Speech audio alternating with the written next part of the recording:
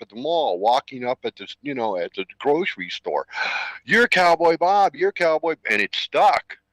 So, you go with what works, right? Yeah. Yeah, and I mean the cowboy thing. I was a legitimate cowboy. I used to train horses for a living. I worked on a couple of cattle spreads over the years.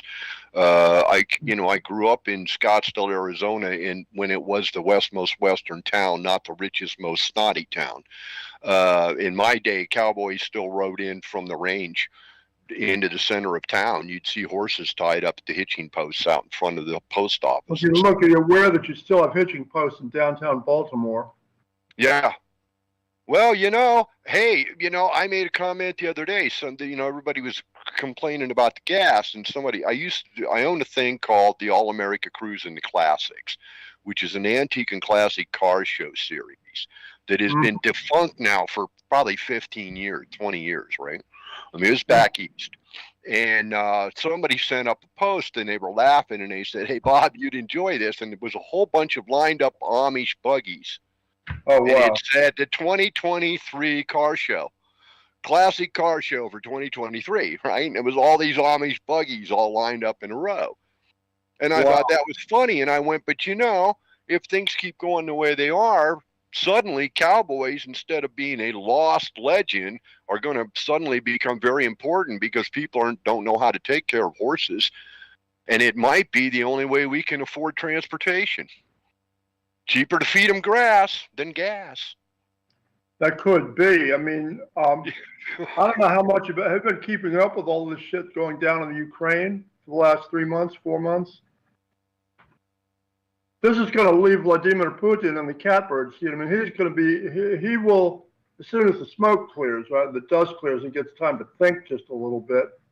Yeah, he will be in a position to simply demand that NATO disband, order NATO to disband.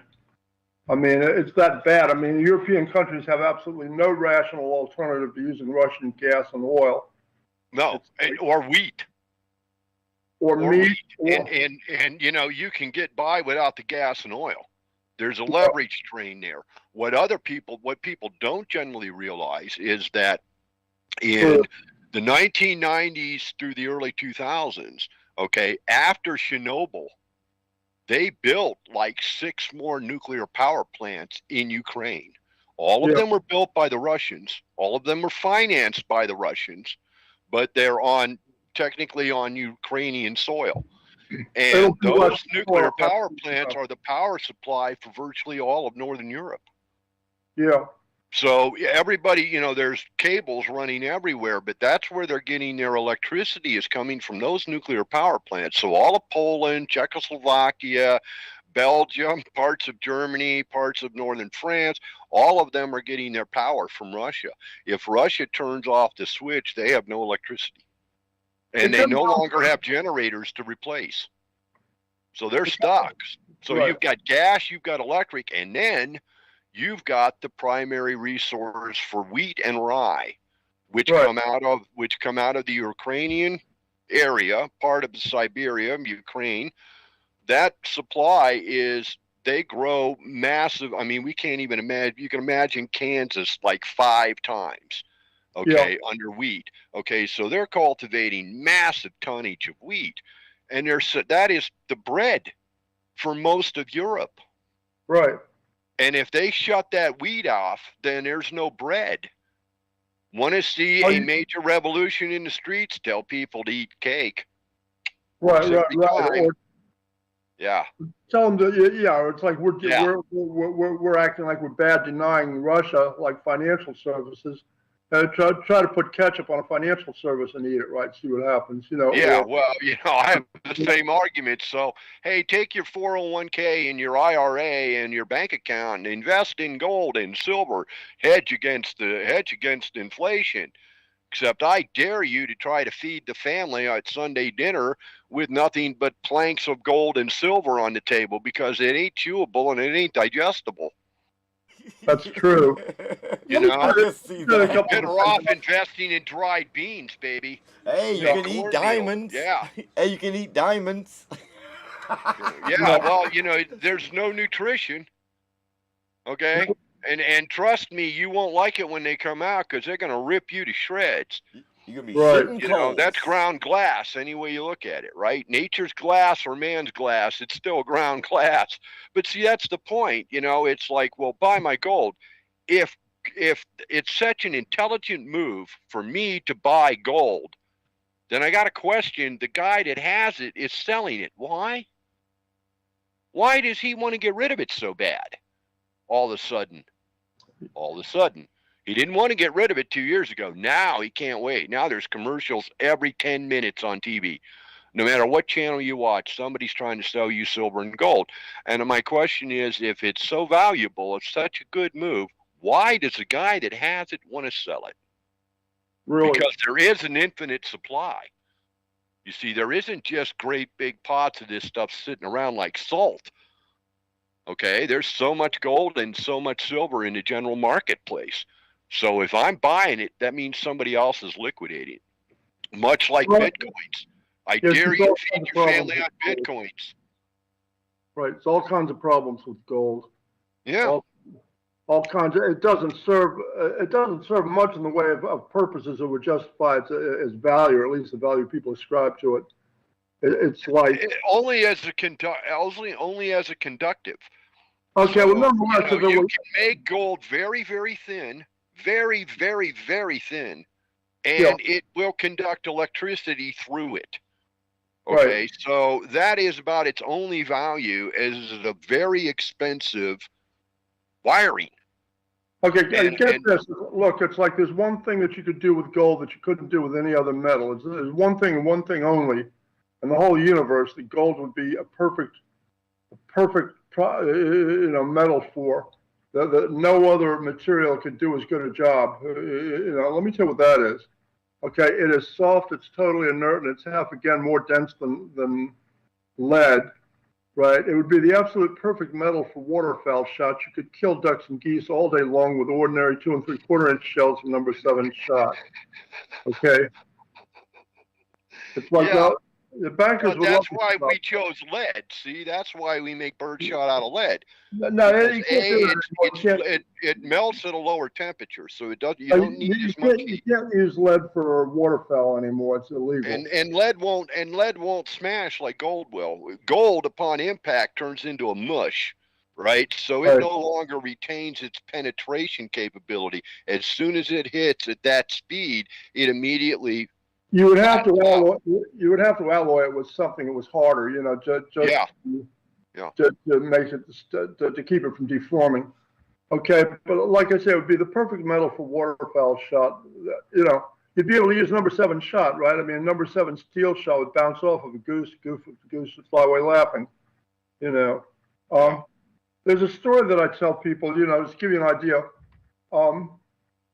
Of the problem with with a gold standard for money, right? So I tell people a story about these 2 shipwreck survivors, like on an island, that had like in their pockets left over from the previous life, they had $5 bills, right? And there were 5 clams on the island. So that's a very simple economy. You got $1 worth 1 clam. And suppose, however, this first sailor walks back to the remains of their lifeboat and finds a machete, right? Takes this machete and hacks up a coconut tree and makes a crude printing press for himself, and then kills an octopus. He uses this printing press on the octopus and print up $5 more bills to pay them to this second guy in order to dig up 15 more clams, right? Well, now you've got, $10 bills on the island. You've got 20 clams. The guy just doubled the value of money just by printing it, okay? Now, well, he doubled the value of the clams. He didn't double the value of the money.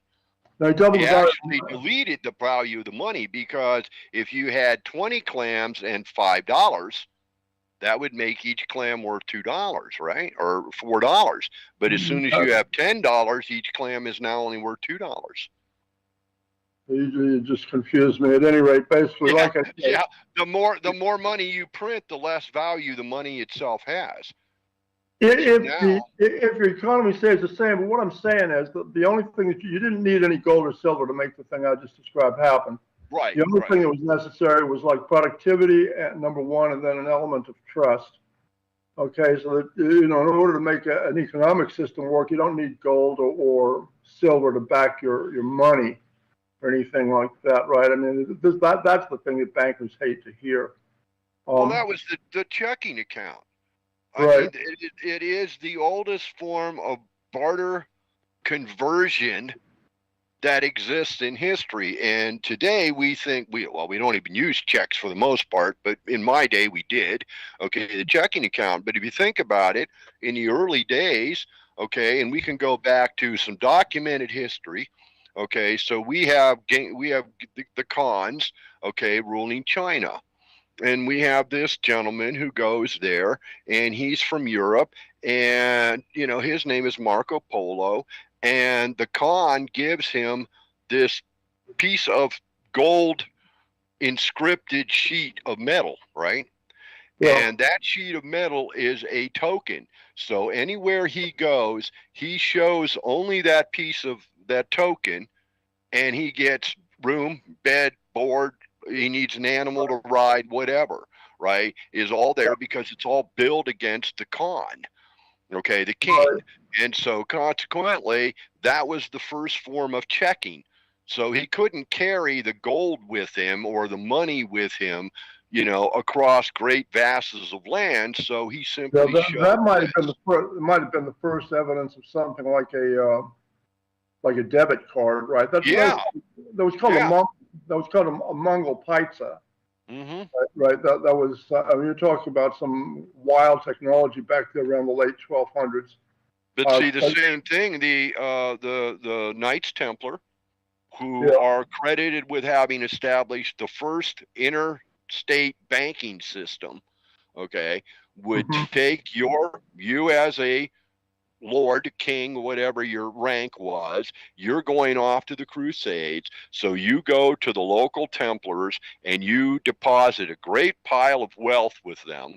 They give you a piece of paper demonstrating that you've made this deposit, and you can now go and travel all the way to the Holy Land and back without ever having any cash on you whatsoever, because you simply show your checks, and that simply is deducted then from your source till you get back. And at the end of the day, of course, if you got killed in a crusade, then the wealth you left with the Templars stayed with the Templars. Stayed with the Templars, yeah. Right. So if you died, then they got to keep your fortune that you left on deposit with them. Okay, I've never all to avoid getting robbed. This was to avoid getting robbed by Saladin, right? Mm-hmm. Anyway, I've never studied Templars very much. I've studied the Mongols quite a bit, and I've studied ancient history and prehistory quite a lot. And that's one of the things that people like to talk about when I'm on these shows, is like this question of a Ganymede hypothesis and like how many places other than Earth were inhabited, like 20,000 years ago and on back, right? It turns out we know two places were definitely inhabited in previous ages. One would be Mars, the other would be Ganymede. Mars is still inhabited now. I mean, that's a hell of a thing. You have any interest in that kind of thing?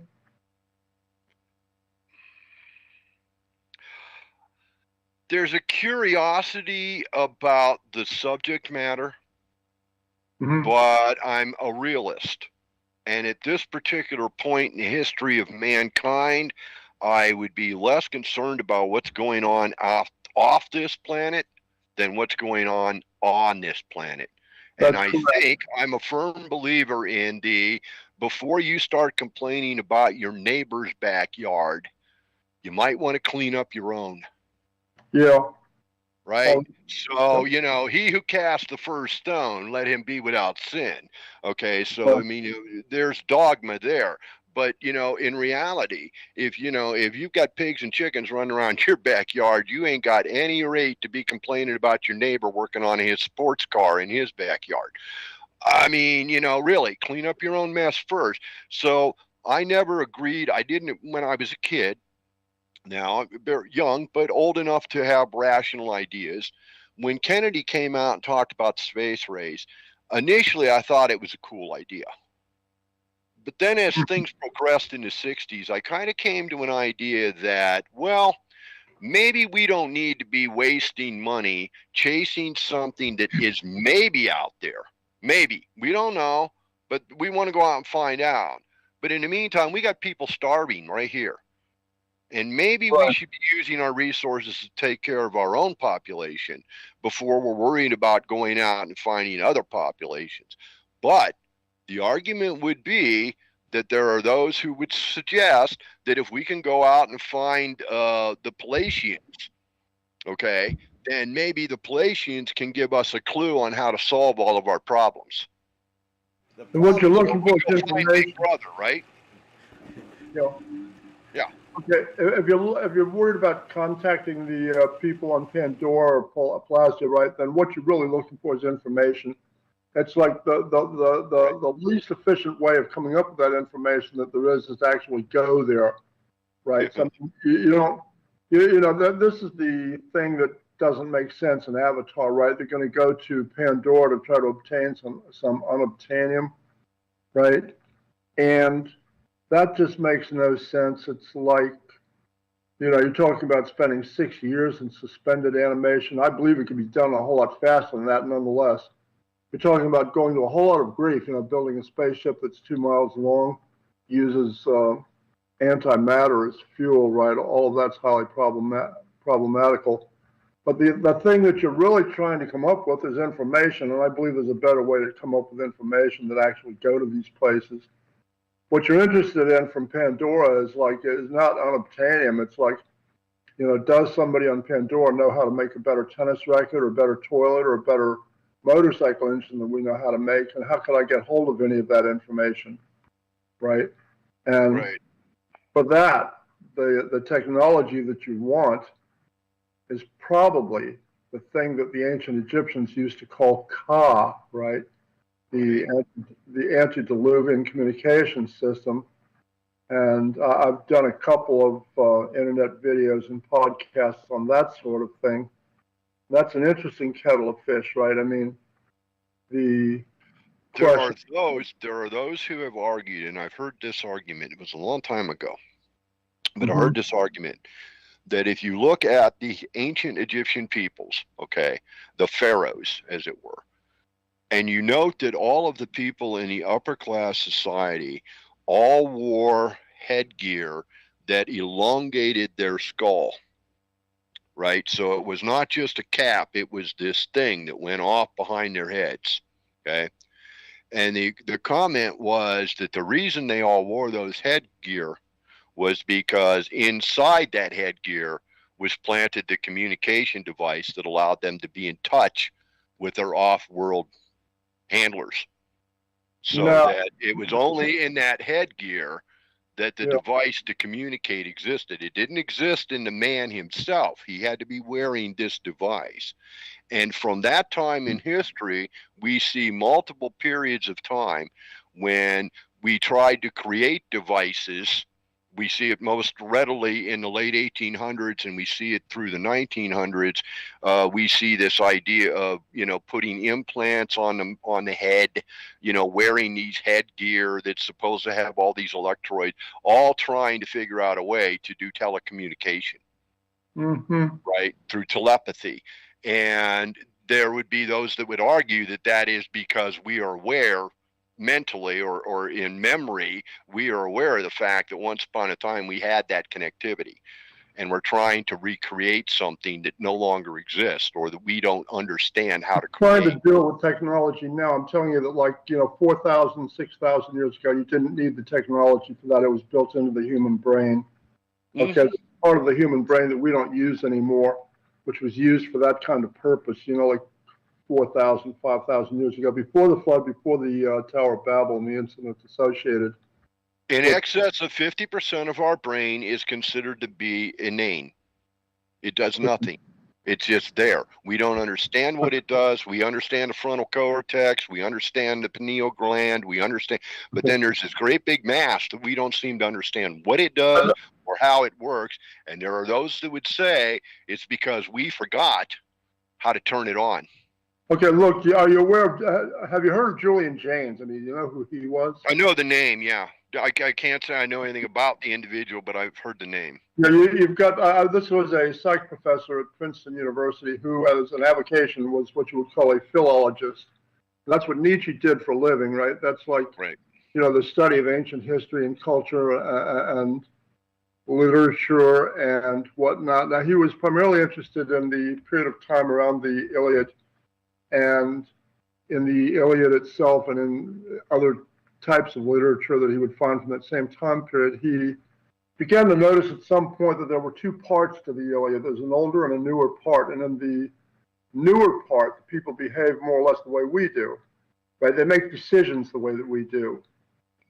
Right. They didn't have the technology we have, right? But I mean, the older part of the Iliad, at every point at which I would have to stop and make a decision or figure out how to proceed. These people are being told what to do by inner voices, which they call gods and goddesses, right? Now, and he noticed also that the same pattern occurred, like in other literature of the times, and that all this stuff stopped at some point, right? It's like that there would be steles and there would be palaces and whatnot with writing and glyphs on them, which would show like a throne which was empty and people sitting around looking like like the great god had just taken up and left and packed his bags and moved to some other town or something, like where'd he go? Went to get cigarettes, right, Daryl? But he left permanently, and so at any rate, what the evidence indicated was that at some point this whole thing broke down. This book of his is called The Origin of Consciousness in the Breakdown of the Bicameral Mind. Okay, where does this word bicameral come from? It's like the human brain has these two chambers. You've got the speech center on the left side of the human brain, which is called the Wernicke area. And what most people don't know is that you've got like a right side analog to the speech center on the right side of the human brain, and a bridge crossover between the two. Two are connected somehow or other, right?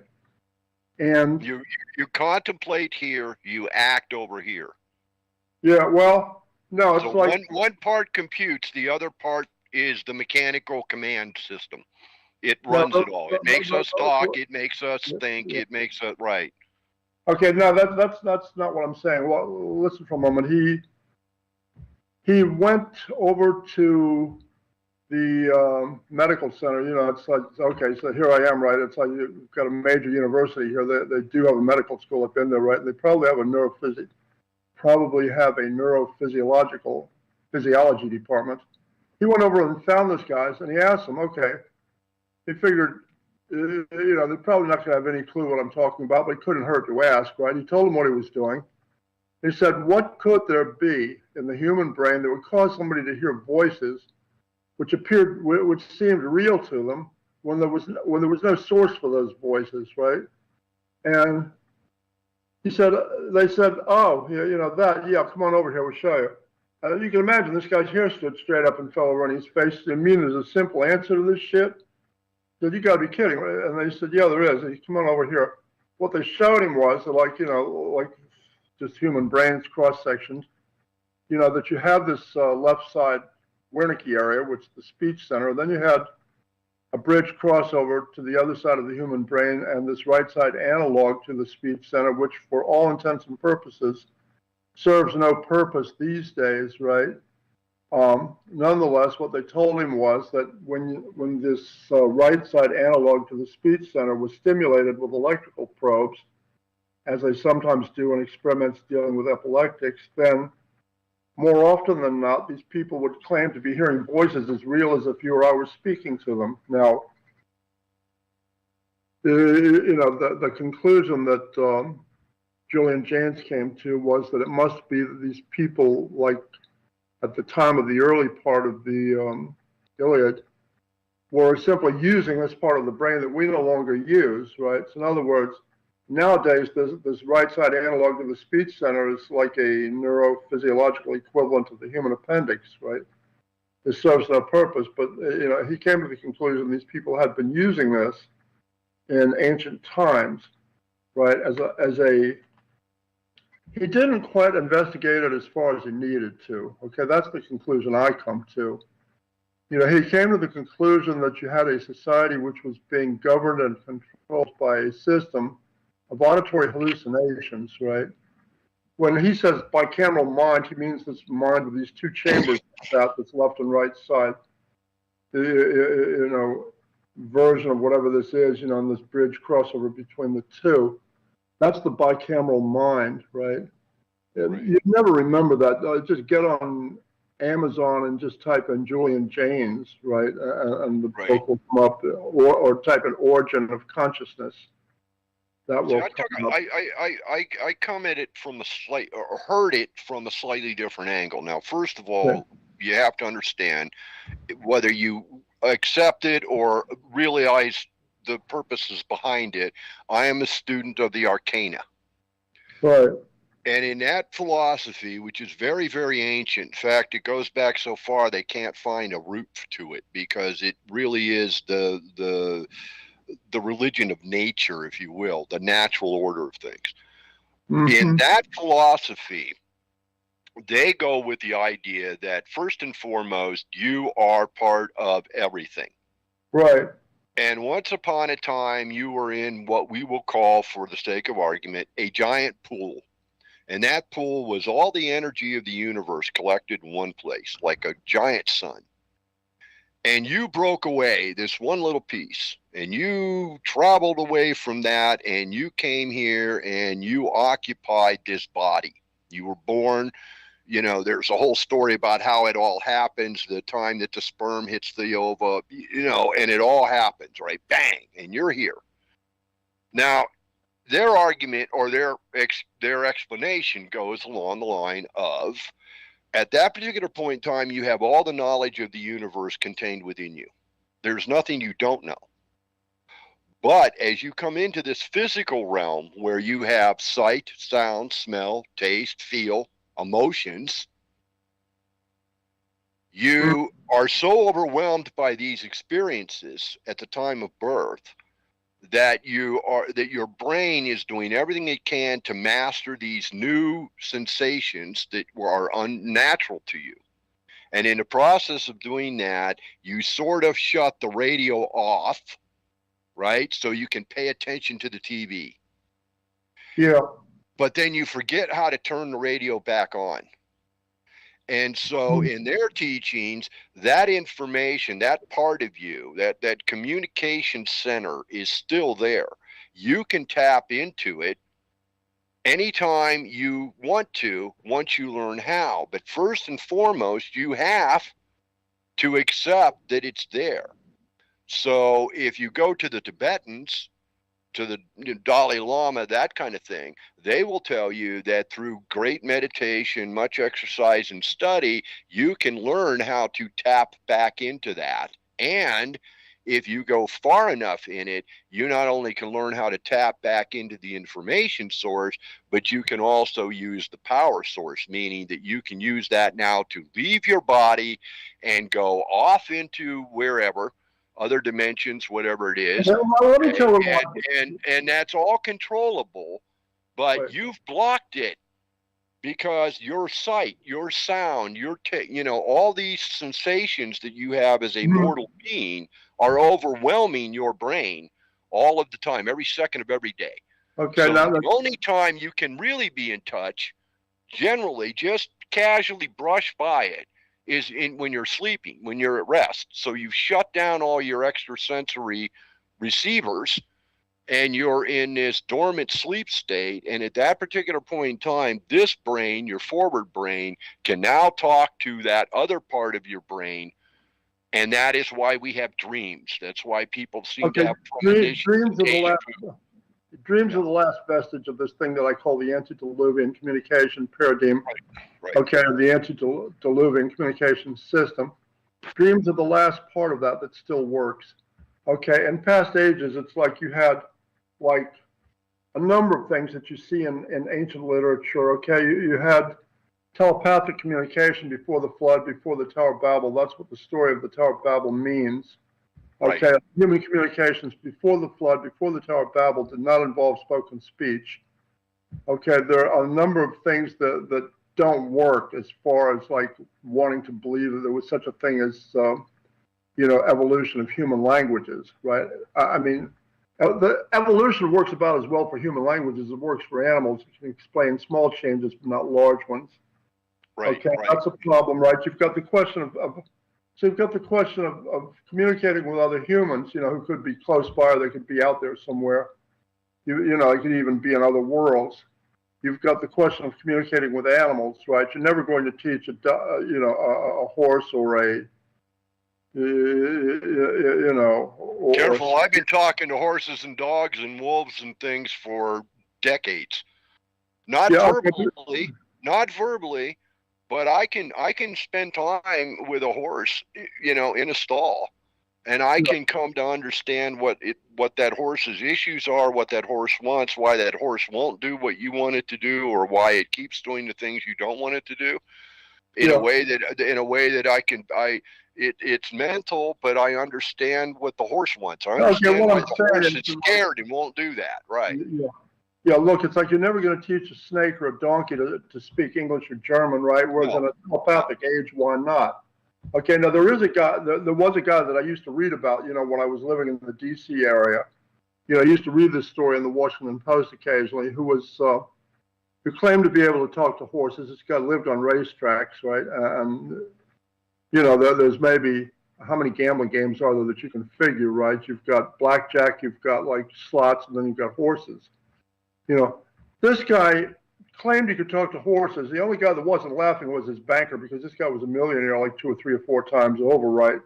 And what he said he was doing was he was, going around before these races, and he wasn't asking these horses anything about the theory of relativity or anything like that. He was asking them how they felt, And he said you would always find some kind of a race where the top 2 or 3 horses, all of a sudden they felt like they didn't feel well that night. And then this 4th horse would say it felt great, so bet on the 4th horse. Message is received from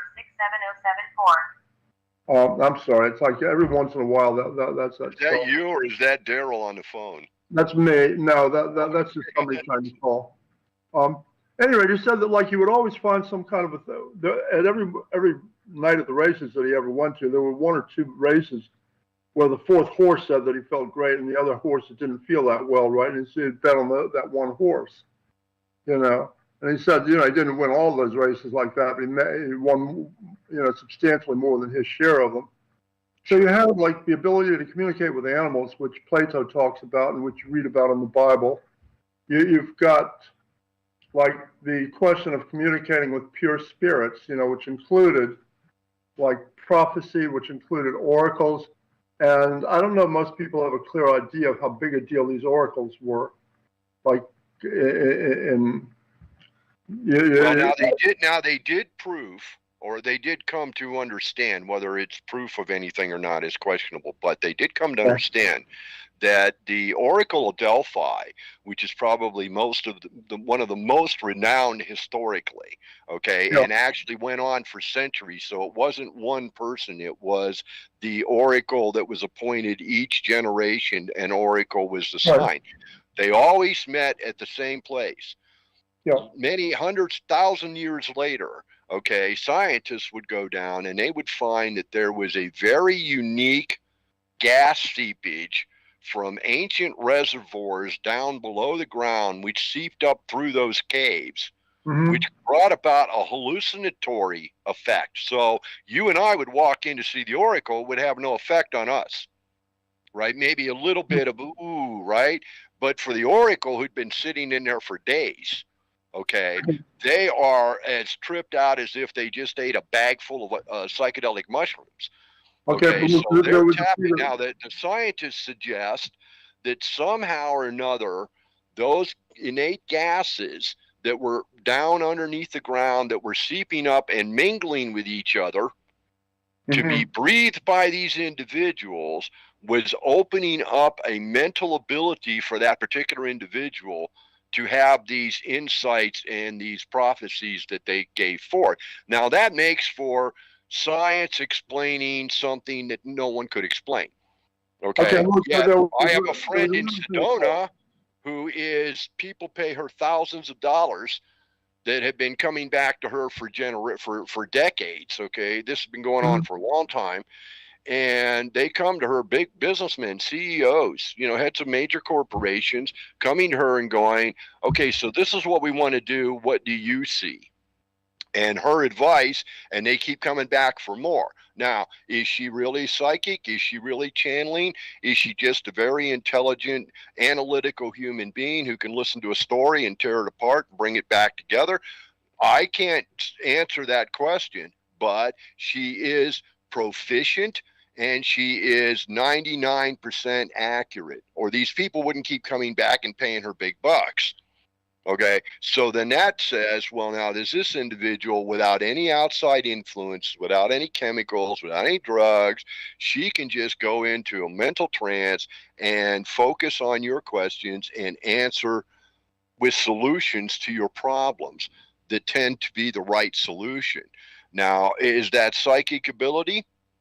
That's not for me to judge, but that's what people proclaim. And like I said, she makes a good living out of it, and, she has a whole group of other women that she works with and some men, and, they have a very ongoing enterprise in Sedona, Arizona. People come from all over the world to spend an hour sitting in their presence, having a conversation. But what you had in Do we have this innate ability? Is it there? Is this inherently in all of us, but we just don't know how to tap it? Okay, that becomes a question. Yeah, and it's like, let me run a few things by you. It's like, in past ages, you had these oracles, teenage girls who were going into a trance state, and it may not even matter how you get into a trance state, right? It's like, mostly it involves static electricity in those days, right? Now, your friend seems to believe that, like, you could do the same thing with chemicals, like with some sort of a... Timothy Leary thought so. Yeah, that's what I'm thinking, LSD or something like that. LSD, right? Psilocybin. In past ages, what you had in common with all of these things, you had a couple of other things which were the same paradigm. You had idolatry, idols, the worship of idols. You had these priests who were doing the same kind of a thing that you read about, like with the story of Balaam and the donkey. It says the Lord opened the mouth of the ass so that Balaam could communicate with him. This is after the flood, long after the flood and the Tower of Babel. So something exotic had to happen at that time in order for a human to communicate with the donkey. Right before the flood, before the Tower of Babel, in Genesis, the first thing that you read about is, the woman walking out into her backyard and striking up a conversation with a snake, as if everybody knows, that women can talk to snakes, and nothing exotic has to happen for that to work before the flood. And you still have this antediluvian communication system.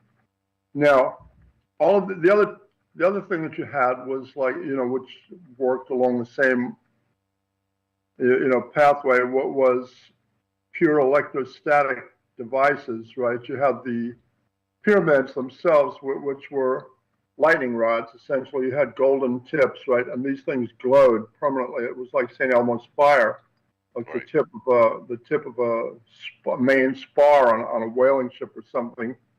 Like the captain which ironically in history right. does not document the when, but we know that it happened. There were future generations, maybe 50 generations, 20 generations later in time, actually went up there and removed those capstones. Okay, but another thing. They removed that gold. Now, did they remove it for wealth? Was it thieves just taking it for wealth, or was it because they removed those in order to shut off the communication system? Probably just thieves. Now, look, it's like you had another thing sitting there at the same time, did the same thing, much smaller, right? This was a question of miniaturization of communication systems. It's like you have this thing they call the Ark of the Covenant, right? It's basically a primitive capacitor. The instructions that you read for creating the Ark in the Bible, exactly what you would expect for somebody to create a Leyden bottle, which would be a basic capacitor like like Benjamin Franklin and his associates were experimenting with, in the 1700s. Right. Catching lightning in a bottle. Right. Yeah. Now, the Israelites were not they didn't have any sort of a lock on that, right? They didn't have any sort of a patent on that. And there were other people that were making their own versions of the same thing around the Mediterranean basin. And the word ka had become a standard word. Now, ka to the Egyptians didn't mean spirit exactly the way we understand the word spirit to be. I mean, the way the word is usually translated into double. In other words, when the god Khnum created a person, he created that person's ka at the same time. Ka was the way that the Egyptians experienced, ordinary people experienced this antediluvian. Consciousness. Ka as would become consciousness. Well, Ka solved the problem. Right? Yeah. Yeah, Ka solved the problem needing to be in more than one place at one time. Right. In other words, some sort of a manager or boss type person could be doing up spreadsheets in his own office, and his Ka could be out there in the field directing workers and telling them what to do, right? So at the same time, presumably a person's Ka could also be visiting in the spirit realm somewhere while he was doing things on Earth, right? I mean, it had quite a lot of things happening at the same time. Now, all of these things have 3 or 4 kinds of things in common, right? So you've got all these facets, 5 or 6 or 7 different types of things which were part of this ancient paradigm, right? They all involve trance states like hypnosis, right? They all involve static electricity to some extent or other. And, the other thing that was in common with them is they all stopped working before the time of Alexander, right? So that you get Zechariah talking about prophets no longer working, prophecy no longer working. Zechariah 13 says that when any shall yet prophesy, then his mother and father that begat him shall run him through, saying, you cannot live, so you're telling lies in the name of the Lord, right? So what had happened was you'd had centuries had gone by during which, civilizations, cities and nation states were being run on information coming back from these oracles and these prophets.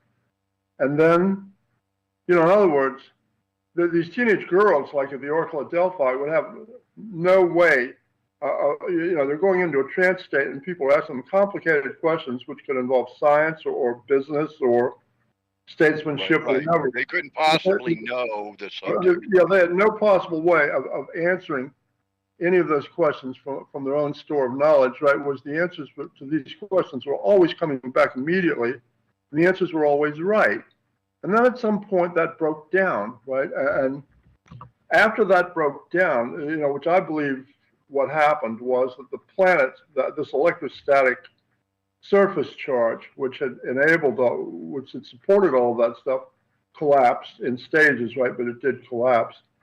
And after that, the information coming back from these prophets and oracles turned into mush, and it became dangerous to listen to them.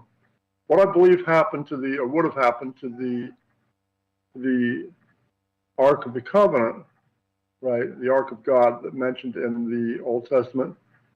When that happened was that, it would have become dangerous to listen to it. The Jewish elders would have just sent a bunch of soldiers out there into the desert somewhere. They said, take this thing out 3 days journey out into the desert.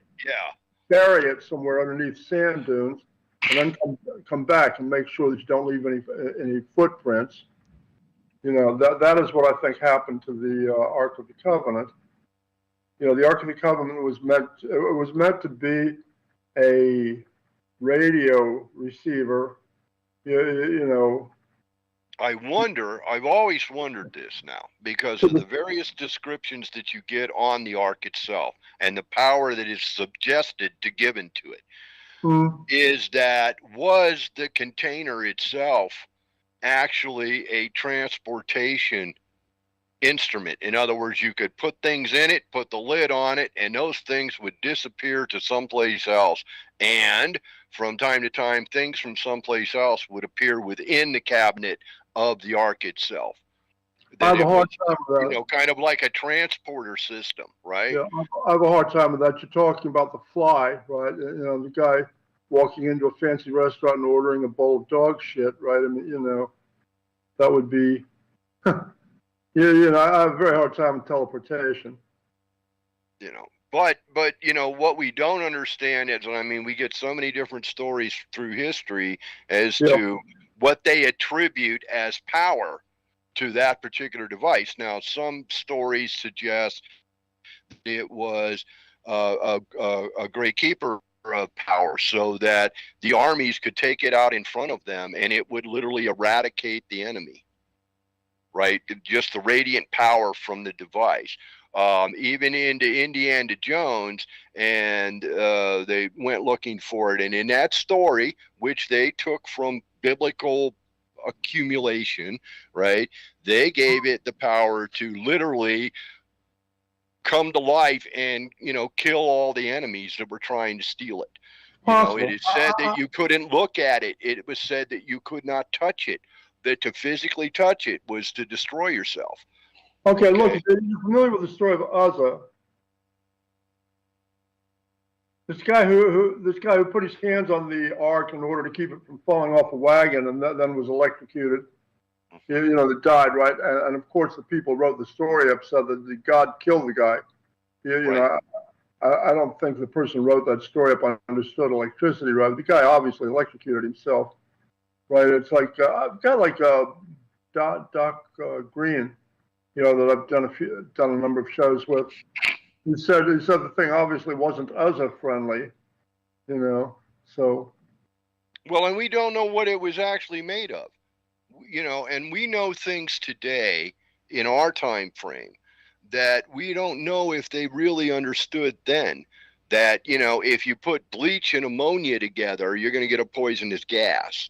Mm-hmm. So if you put certain minerals together, certain ores and elements, and you put them together and you forge them into something, okay, you create a chemical reaction because of the relationship of those particular elements. And they may have created something unwittingly that was a reaction simply of the various ores that were being put together to make what would become the Ark of the Covenant.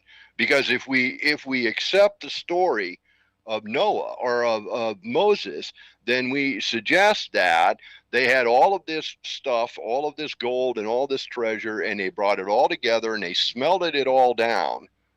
And then they poured it and they formed it and they made the Ark of the Covenant from that, whatever that ore was that they smelted down.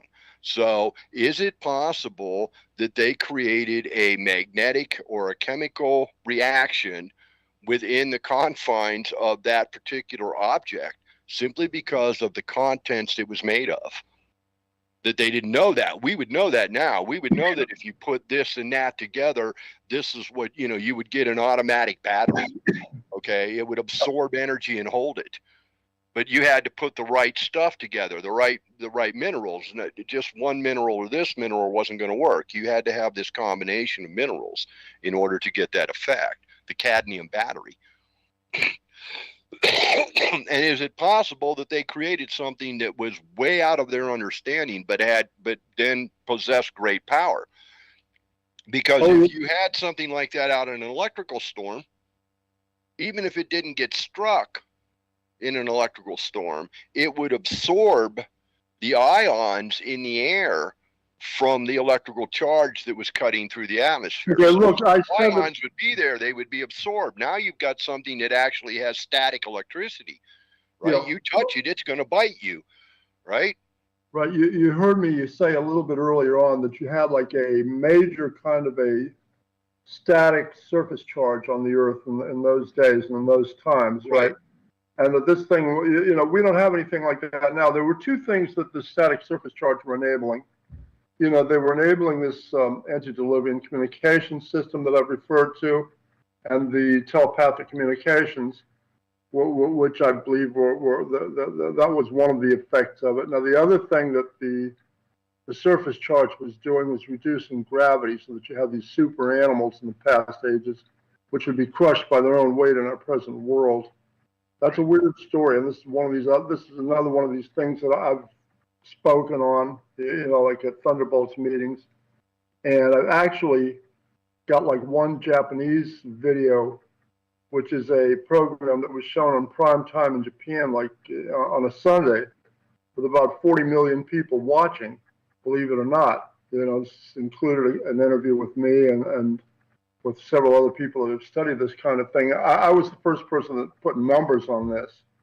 The engineers in the late 1800s understood they had a problem with the large dinosaurs, but they didn't understand how big a problem it was or how you would quantify it at all. It's like, what turns out to be the case is that, like, mathematically, for one of your top human power lifters, one of the strongest human athletes that we know anything about, like Kazmaier or this other guy from Northern Europe, right, Magnuson.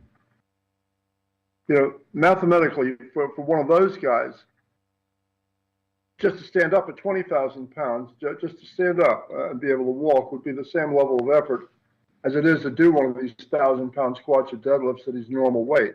It's more like about 350, 340, 350, 60. Right. Okay. Now, there's no way to believe that dinosaurs had better muscle than we do, right? They didn't. It's like muscle tissue for vertebrate animals, all pretty much the same. It's just a question of how much. Bigger structural bones. I'm sorry. No, well, it's like bones don't lift weight. Muscle lifts weight. Okay. Yeah, but bones is bones is the infrastructure, right? Okay. So Here's everything is, a bigger leg bone means it can hold a bigger mass above it. My leg bone couldn't hold that much mass. It would just crush the bone. Right? No. Look, it's like you've got what they call a square cube problem. It says that like weight is proportional to volume, which is a cubed figure, whereas strength is proportional to cross-section of bones and muscles, which is a squared figure, like pi r squared. If I go to sleep at night, I'm 6 feet tall, and I wake up and I'm 12 feet tall, like something happened at night, double my physical dimensions, then this factor of 2 is going to get figured 3 ways for volume and weight: width, breadth, height, 2, 4, 8. I'm going to be 8 times heavier. I'm only going to be 4 times stronger. It's like just, like pi r squared. It's not like a cubed. Weight. It's like a 500-pound man trying to get out of a recliner chair, right? Yeah, okay, so that like what I'll have done is I'll have cut my power to weight ratio in half. Okay, and you can only cut your power to weight ratio in half so many times to still stand up and walk.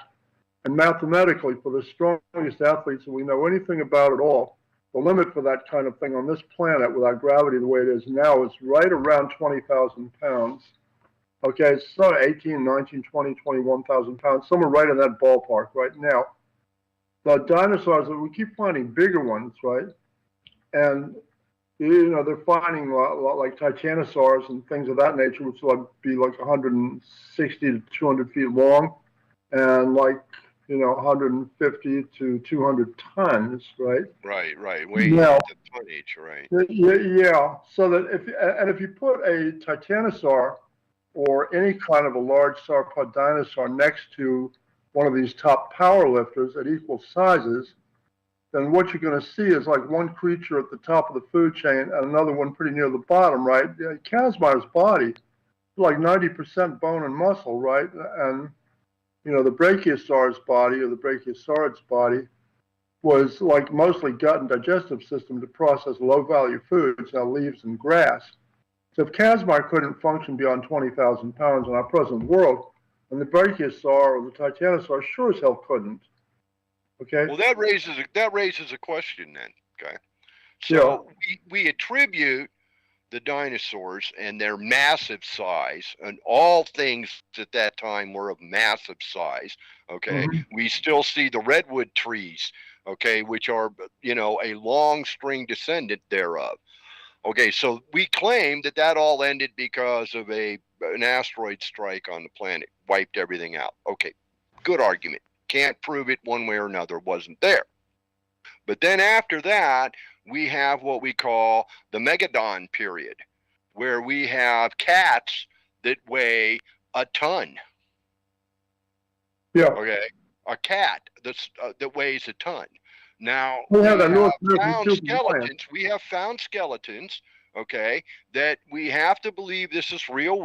They've seen them physically. They've been measured. They've been tested. They're real skeletons, but they're of beings that were 40 and 50 feet tall. Well, now that makes sense if you think about a man competing with a 1.5 ton cat and an elephant that could have weighed in at somewhere in the neighborhood of 40 tons. Yeah. Okay, so how did little fragile man, compete and survive? Because we would have been like mice by comparison, unless we were bigger too.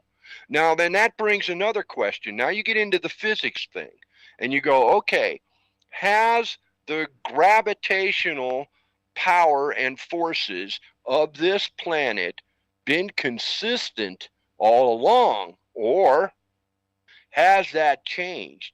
So was gravity 20 million years ago not as strong as it is now? As the Earth spins, because we know this. So if you take syrup in a glass of milk and you drizzle the syrup in, go around a circle, it'll make a swirl in the milk. But if you stir it, you'll pull all that syrup into one area, and then you'll blend it with the outer body. So let's talk about gravity and say that once upon a time, the core of the Earth was much bigger and much closer to the surface than it is now. Gravity was not as intense. So we had much bigger creatures. Then as time in history and the spinning of the planet kept pulling it closer and closer and tighter, gravity got greater. Now we have the Mastodon period. So that's when gravity was about 50% of what it is today. But over time, as it got stronger, humans and creatures on this planet got smaller because they could not get that big under the pressure of that kind of gravitational pull. Like you said, a 40-foot man could not have stood up in today.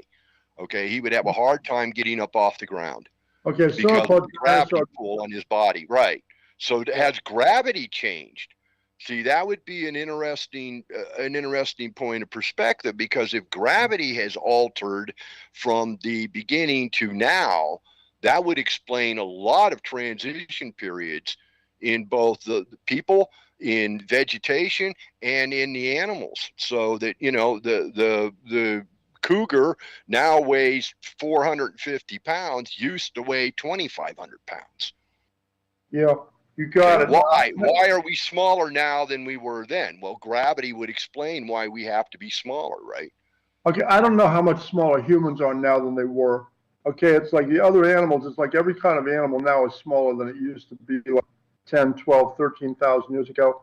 In the case of dinosaurs and some of these other animals, you're not talking about 20 million years ago, you're talking about 20,000, 40,000, 50, 60,000, that's all. Okay? They're finding, and increasingly since 2006, have been finding soft tissue in dinosaur remains. This is skin, this is tendons, this is blood vessels, blood, hemoglobin, collagen, all kinds of stuff that's not going to be there after even 1 million years, much less 50, 60 million years, right? That's all. Well, I've always challenged carbon dating.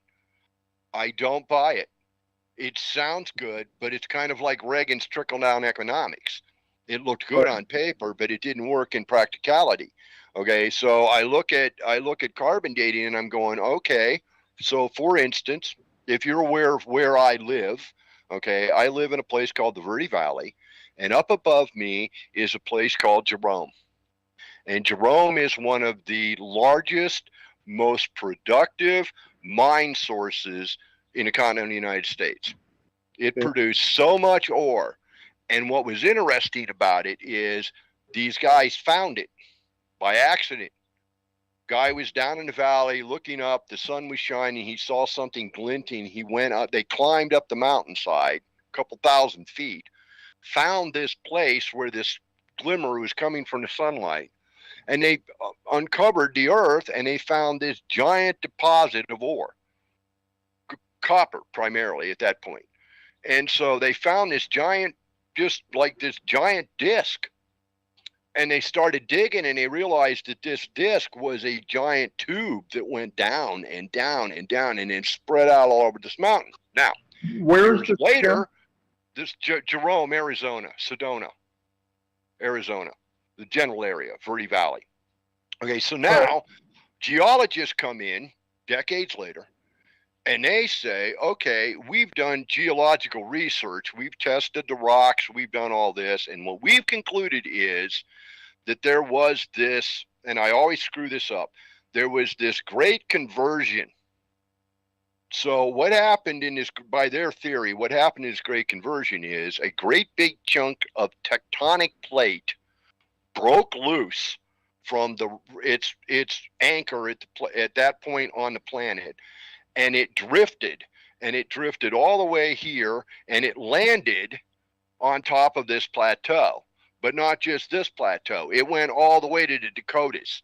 So there's a bar, and you can actually see this. So you can go to canyons, you can go to the Grand Canyon, and you can see this place where there's normal build-up layers of land over time. And then all of a sudden there's this blank space that appears. And that blank space, when tested, transponds to being existent on someplace 6,000 miles west of here. So on the other side of the Pacific Ocean. And somehow or another, it left from that part of the world to land on this part of the world. It doesn't belong here. It didn't come here. It wasn't created here. So, and then there's a bunch of earth that's piled up on top of that, and you have centuries and centuries and centuries of buildup. But there's this bar, and it's consistent. Like I said, it runs all the way from Arizona up through parts of Nevada, parts of Colorado, all the way up Wyoming, all the way up into the Dakotas, and it ends up there in the Badlands of Dakota is where it ends, and then you can't find it anymore. Okay, so if that being the case, then you have to start questioning the whole idea of carbon dating, because if the Earth has had such upheavals that happen in a matter of minutes or hours in the history of our time, then you have to go, okay, so you're counting here, but then what if all this changed?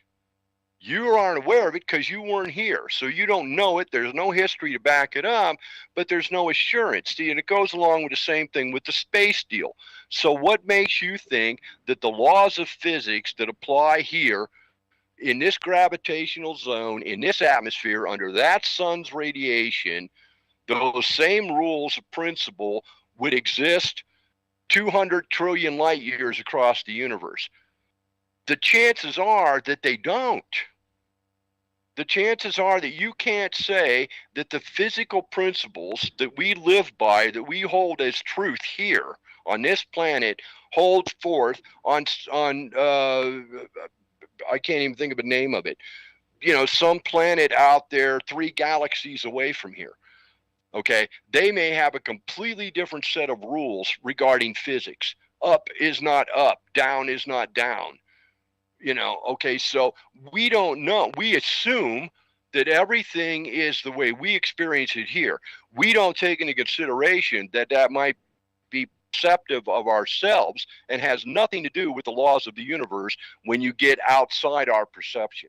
That's a good one, Cowboy Bob. But I can even take that a step further and say the cultural dynamics, beliefs, isms, schisms are all different. Even the ideology of what we consider politics pretty is egotistical to think that the whole universe works the way we perceive it here. But that's the way humans perceive life.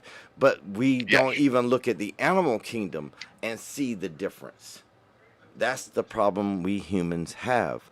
We always want everything to run our way, the way we believe it from our cultural standpoint. Like I said, and so which is also known as... You and I had a conversation, and you were bringing up Hoorah had been on, and you brought up a comment about, well, they found these bones that dated back 1 million years in Africa, and that, proving that the Africans were the oldest civilization on the planet, that But they were now, the dawn of all humanity. Okay, but see, again, now we just had this conversation that says, but that was only 40,000 years ago, not a million years ago, but by their mathematics, they want to say it was a million years ago.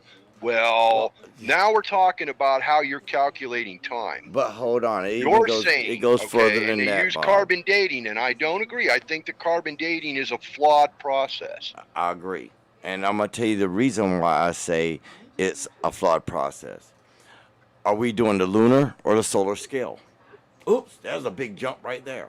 Yeah, we can't even keep our calendars straight. Our calendars have been, months have been added, days have been added, our days of the week, days have been added, days have been taken away, days have been put in place. When was the last time you lived a quarter day?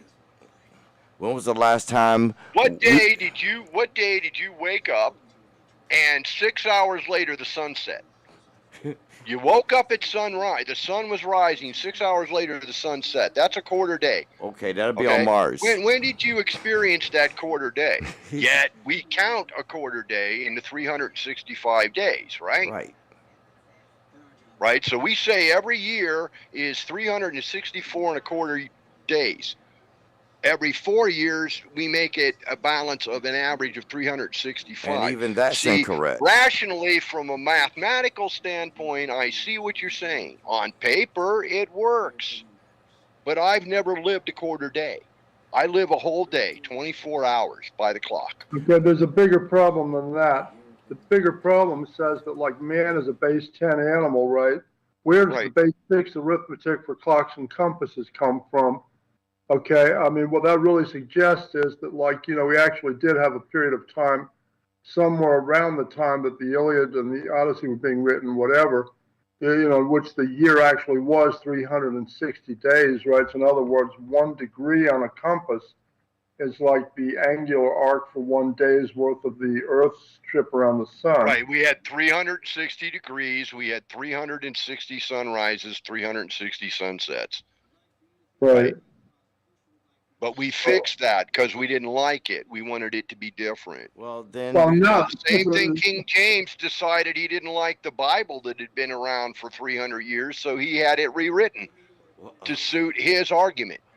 Well, and we call that the King James Bible. And for another 200 years, all of civilization worked off of the King James Bible. But the King James Bible was a bastardization. It wasn't the true word, and even the true word that is the Bible that was put together by Constantine and them back in the day. Well, hold on. They, you know, they mean the picked Torah. and choose. They didn't include the whole thing. But you don't call it the Bible. Call it the reorganization or the upgrade of the Torah. See, you have to also remember that the Bible was written by the same people that wrote the Torah. It's not the Torah because the Torah is another variation, and the Christian Bible is a bastardization of the Torah. And it was written by the same people. And they overrode parts. Right. Thank you. So, I mean, everything that we have learned, it has been consecutively given to us for a purpose. Now, there's nothing original. It's always something to add to something, i.e., from the Torah to the Bible. It's an addition. It's like Torah 2.0.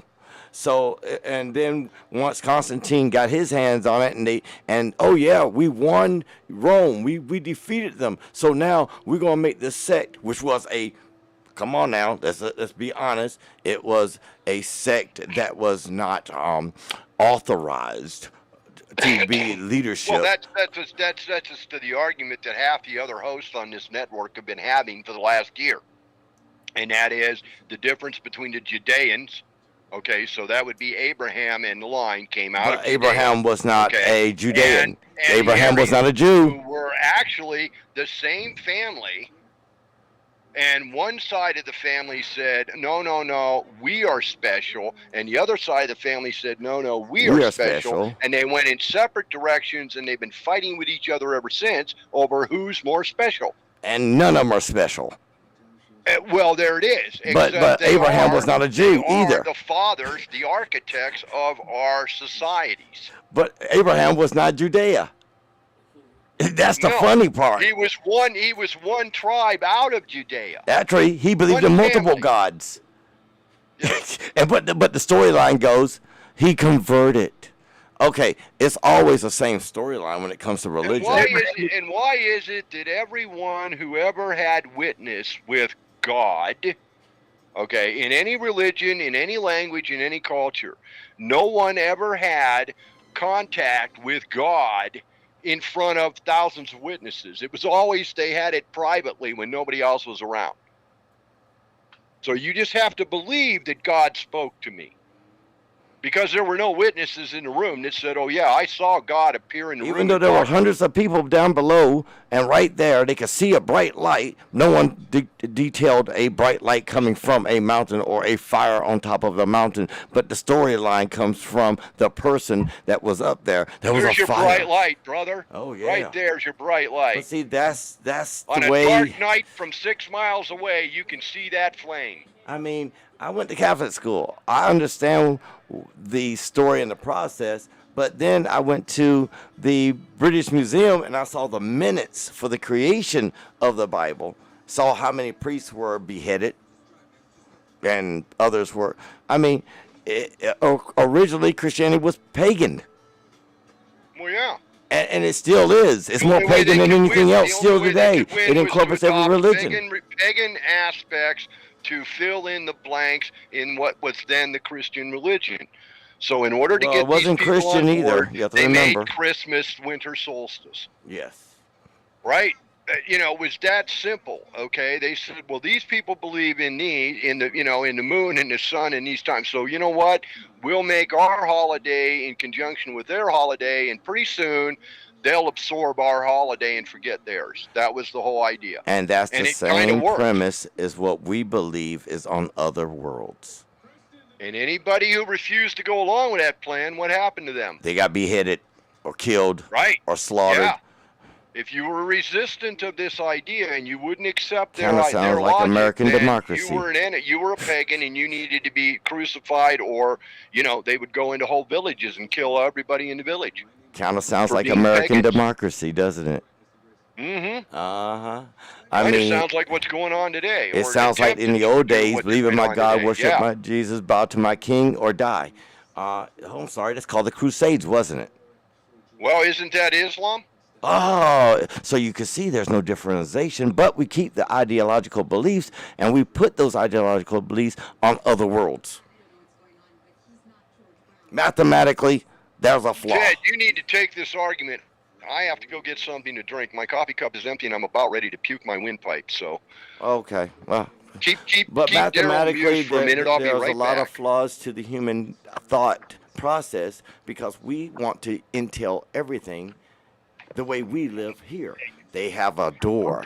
They made a ramp. They had wheelchairs on this planet. Right. Yeah, look, it's like there's several things I would notice. It's like nobody's ever claimed that that radiocarbon dating is good for anything more than about 60,000 years. Beyond that, it's like radiocarbon will all be gone. Okay, so it's like the extreme limit that you could judge anything with radiocarbon dating is about 60,000 years.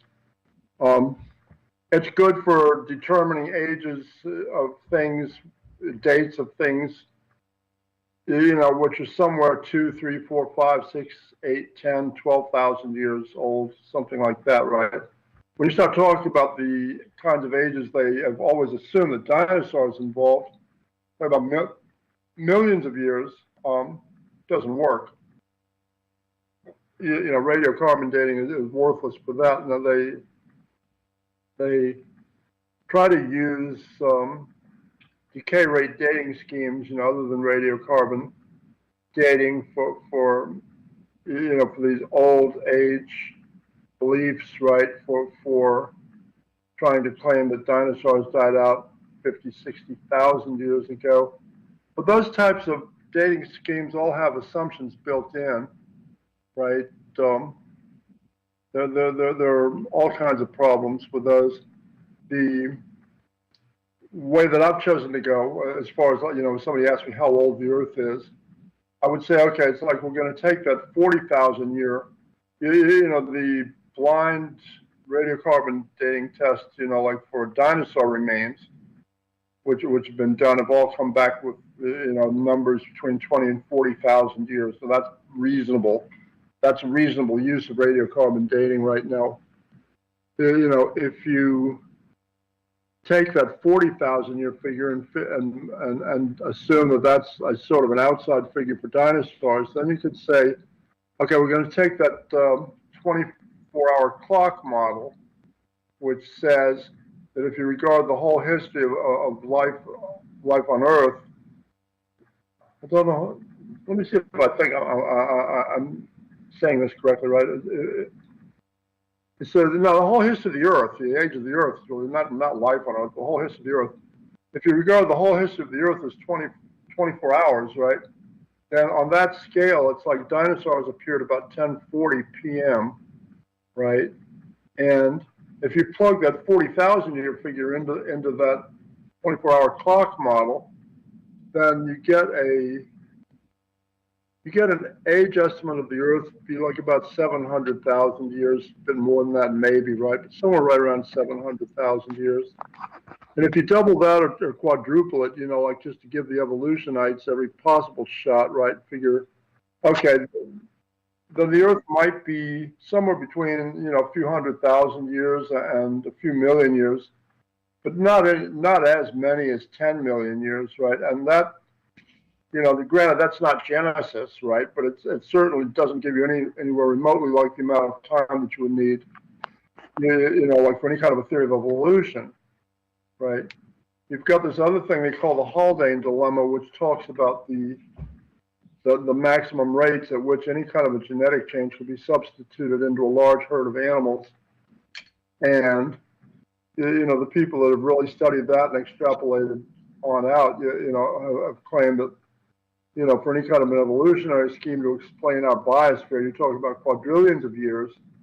So that's basically what I would call like an evolutionite time sandwich. In other words, they need quadrillions of years. They only have a few tens of thousands at the most, right? So in other words, the quadrillions of years are going to be the slice of bread on the bottom. The tens of thousands are going to be the slice on the top, right? So that doesn't work at all. Well, an appropriate side story is I cowboyed on a place in Yuma, Arizona. Mm-hmm. And this man that I worked for, his grandfather took Brahma bulls from South America, bred them with Angus cattle from Europe, and created a thing called Brangus. Oh, wow. Which now is considered a species unto itself, because now you have Brangus bulls breeding Brangus heifers. Okay, where at the time when it started, they had to take Brahmas and they had to breed the Brahmas to the Angus. And the thing is the Brahma was 3 times the size of the Angus. Now you have a bull that is twice the body weight of a Texas Longhorn. Okay, and big like a Brahma, not quite as big as a Brahma, but in that stretch. Okay, that it's much bigger than its other ancestor, which is Angus. Now, this is 3 human generations and probably 30 generations or 60 generations of cows being specially bred to get to where you're going. Same thing if we look back to the miniaturization of the dachshund, where they selectively changed the breed. Right, by breeding certain members of the family in order to keep getting them smaller and smaller and smaller until they naturally just have the mothers actually give birth to miniature dachshunds. Okay, so that's evolution by man's hand. Man has done this. Broccoli is an evolution. Broccoli is a vegetable that does not exist. It's nowhere naturally exists in nature. That was man splicing 2 or 3 different vegetables together to finally come up with one that would reproduce itself repetitively as broccoli. So now we have broccoli. It's quite common, right? We don't even think about it. For the last 20 or 30 years, we haven't even thought about broccoli. Okay, it's just it's as common as peas and green beans, but it isn't. And if evolution works on the same set of rules, then your millions of years don't add up.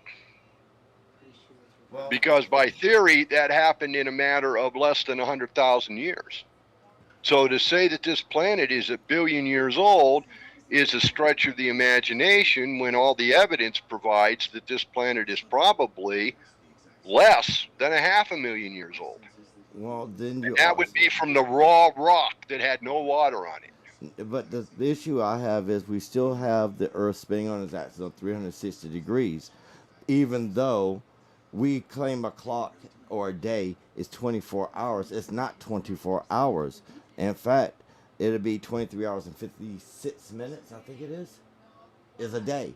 Why do we live on a 24-hour You clock? had to affix a number. So you had to say, let's take a day and let's divide it down into, and remember, it's all about economics. So we had to break down the day in a matter of hours in order to figure out how much to pay someone for the labor. So consequently, we decided, because we're mathematic idiots, all right, we decided the easiest way to do it was to divide the pie 24 times. Right. And it fit. But see, I could say that an hour is actually 30 minutes, and so there's 48 hours in a day. And I could say that an hour is 90 minutes, and then there would only be 18 hours in a day. Oh, we can actually add an hour and subtract an hour for the other side of the Earth. Right, because it's all calculable. It's all numbers. See, we fabricated a number and said, attach this number as a value. And we've been doing that for a very long time historically. So, at that point now you're talking about, well, rather than actually figuring it out to the point, let's just take the easiest route out and call that fact, and we'll make that the game everybody plays by. But the only issue that I still have is if you're looking for the detailed, say, time period of the Earth, and we have a quote-unquote ability to dig into the ice, we know that the Earth had did a flip. We know that it went through a freeze. We know that the poles have been adjusted. Why haven't More than once. More than once. More than once. Now, if that's the case in the situation, then we have an issue. The issue is what time is true and what part of the Earth is real, because it has been covered, uncovered, covered, mountain range has been built, everything has changed, the surface has been rotated, and we got glaciers scraping across the planet. We have no accurate There are peoples. They don't exist now, but they did exist. Okay, they left records from their time frame. Okay, the most recent being, we'll go with the Mayans, and the Mayans left a calendar, and in that calendar, the Mayans suggest that there's 12,500 years in a cycle. Now, that would correlate with some other calculations with regards to the idea that this planet, which spins around in a circle, but goes around the sun, okay, every year in an annual cycle, but it doesn't follow exactly the same path every time. It changes constantly. Every time it goes around the sun, it takes a slightly different trajectory and angle. And every so many thousands of years, so many thousands of cycles, it will come back and run exactly the same pattern it ran on the very first cycle. So it'll repeat itself. Today is a perfect example, okay? My son was born 43 years ago Monday. What brings us to mind is the fact that Father's Day was on Sunday. She was ripe as a peach, ready to pop, but she wouldn't do it. And that little booger hung on until the very next day at noon to be born, so as to deprive me of being able to celebrate Father's Day. I had to wait till the next year to celebrate Father's Day. right? So you see, it does come back around. Here we are. He's 43 years old. This Sunday will be Father's Day. His birthday is on Monday. So the cycle repeats so many times around the calendar, it comes back to the same time frame and hits on the same pitch. Now, if that's true, then that explains a lot of other things that are going on, part of which is global warming, part of which is to suggest that there are time frames when this planet is going around the sun in such a manner as to be further away than normal, thus causing very cold cycles like mini ice ages, 1776, okay, or terrible, terrible droughts, terrible, terrible heat, the kind that will kill everything on the surface, burn it all up, okay, which explains the story of the Hopi people who claim they went underground and stayed for 40 generations. Right. 40 generations. So let's talk about generations. So let's say, just for the sake of argument, the average lifespan of a man was 40 years. 40 generations. So 40 times 40. Well, hold on. How many years does it take an ice age to melt? But you said generations. In a man's right. generation, so how many, he might see so 40 men, 40 years life, old, he may one see generation, 2 generations. for 40 generations. It could have been 20 years. I mean, it could have been. Right. We don't know that. We don't know specifically, but how long does it take the ice sheet to melt? So we know the ice came down. We know it crossed the Great Lakes. We know it got as far south as Tennessee. Right. Right. So we can see the glacial rips that were created by the movement of these great ice sheets after the Great Flood. So we think, okay, either way, or it could have been we water. know it happened. Okay, that was a period. How long did it take from the time that the planet froze to create that ice age to the time it took for it to thaw? See, we only can guess by assumptive calculation how long a period of time that was. Was it 30,000 years? Was it 100,000 years? Was it 100 years? How long did it take for that ice to melt? But you got a bigger issue. To get back in the cycle. Now, the Mayan would say every 12,000 years we hit that same point. But we don't know what that everything 12,000 ends. is, because Mayan calendar is only 260 days. There's your screw up. And is it a lunar calendar? Hello? We don't know that. Yes, we do. We can only assume, because we don't have anybody around who was actually the architect of that calendar to explain it to us. We can only guess at what we think. But we do know it's 260 days. We do know it's 260 days in that calendar. I mean, we do have that fact. But I think because the Mayans worship the moon, it would have been a lunar calendar. Well, and the Norse believed that winter was a year and summer was a year. They didn't see that as one year. They saw that as very separate years. Right. We lived through this year, it was cold and snowy. We lived through this year, it was warm and sunny. Right. Then we had a bad year, then we had a good year. But it was a year. The story year. is prefaced on that. I mean, and that doesn't hold. See, now we say that's 1 year. Because you have winter, you have spring, you have summer, you have fall, you have winter again. But we don't. That's 1 year. Right. But is it? No, or it's is not. that just somebody's explanation and nobody could prove them wrong? I thought it was interesting. There's a meme on Facebook that's been going around for the last couple of days. Very interesting, just funny little meme. Doesn't really matter about anything except it points something out. And that's exactly what it points out. You know? Where are we? Who are we? What are we? Why does it matter? We're here. We're now. We're here. It's this moment. See, this started out with Ted brought up the comment about, Mars exploration and this and that and the other thing. And I'm like going, you're telling me that it's going to be at least 2 years before we can put a man, if we launched him today, it would be 2 years before he would reach Mars. No. So, Much by faster. today's propulsion, it would take that ship 2 years to get from this planet to Mars. If you're using rockets, I don't think that's what they're doing. It's like, But my point that I'm not arguing the context. I'm saying the point of it is But I'm here today. I don't care what's going to happen 2 years from now. If Elon Musk wants to go to Mars and take 1 million people with him, he has my blessing, go. But you know, by the time they reach Mars, I'll likely be dead. So it doesn't matter to me. What matters to me is right here, right now, today. Where we came from 1,000 years ago or 100,000 years ago isn't relevant. I'm here today. I have to survive today. I have to eat, I have to drink, I have to breathe today. And you need shelter. You have to understand history, or you don't have any chance. It's like you know. Well, I don't argue that point. I'm a history buff myself. You have to understand history to understand human nature. Reference point. I'm still worried about today. I don't care what John F. Kennedy did in 1962. It's not relevant to me today. It was relevant then. It's not relevant now. A lesson can be learned from the behavior pattern. It didn't work out real well.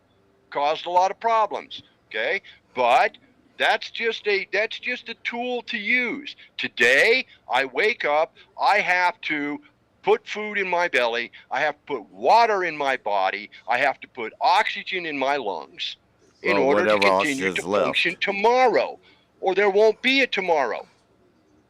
But see, the problem I'm still going back to is everybody wants to think of time. And to be honest, time isn't relevant. That's the whole point. Time doesn't exist. No, it's a human construct. It's not relevant. What's relevant is you're here right now. You don't know if you'll be here tomorrow. But we can see patterns. You don't know that you're not going to walk out the door and get shot by some stray bullet, hit by some bus, crashed on by some airplane, an asteroid's going to fall on your frickin' head, your house is going to burn down with you in it, or you're going to contract a terrible disease and die in the next 24 hours. You have no idea of what might happen tomorrow. You only know what is happening today and if you can survive it. Dimensional theory. Point in fact, tomorrow can never be the future can never be the past if you don't stand up today and survive. You must survive today or there won't be a tomorrow. So no future will ever be a past if we don't survive today. Why do we spend so much time worrying about what might happen in the future or what did happen in the past rather than face the reality that we have to survive today and objectively survive in the best way we can? Well, the only issue is the past gives us a perspective of the possibilities for the future, i.e., if it happened every 10,000 years. Yeah, you don't walk up to a wild cow out on the field someplace and go, gee, I wonder what's in those bags underneath her. Let me see. Okay, because that cow will kill you. I made a joke in my book, about, they asked Tracy to come up with a creative way to explain something. Okay, that's how I start the conversation. And I said, so do these people not remember how we came about the atom? It was a mistake. There was a bunch of scientists working in a lab trying to figure out a new way to come up with energy. And an intern, a stupid intern, first week on the job said, well, maybe if the atom is the key to everything, if we can split the atom in half, that'll give us all the energy we need. And the doctors all stood around going, that might be possible. So they said, go ahead, intern, split the atom.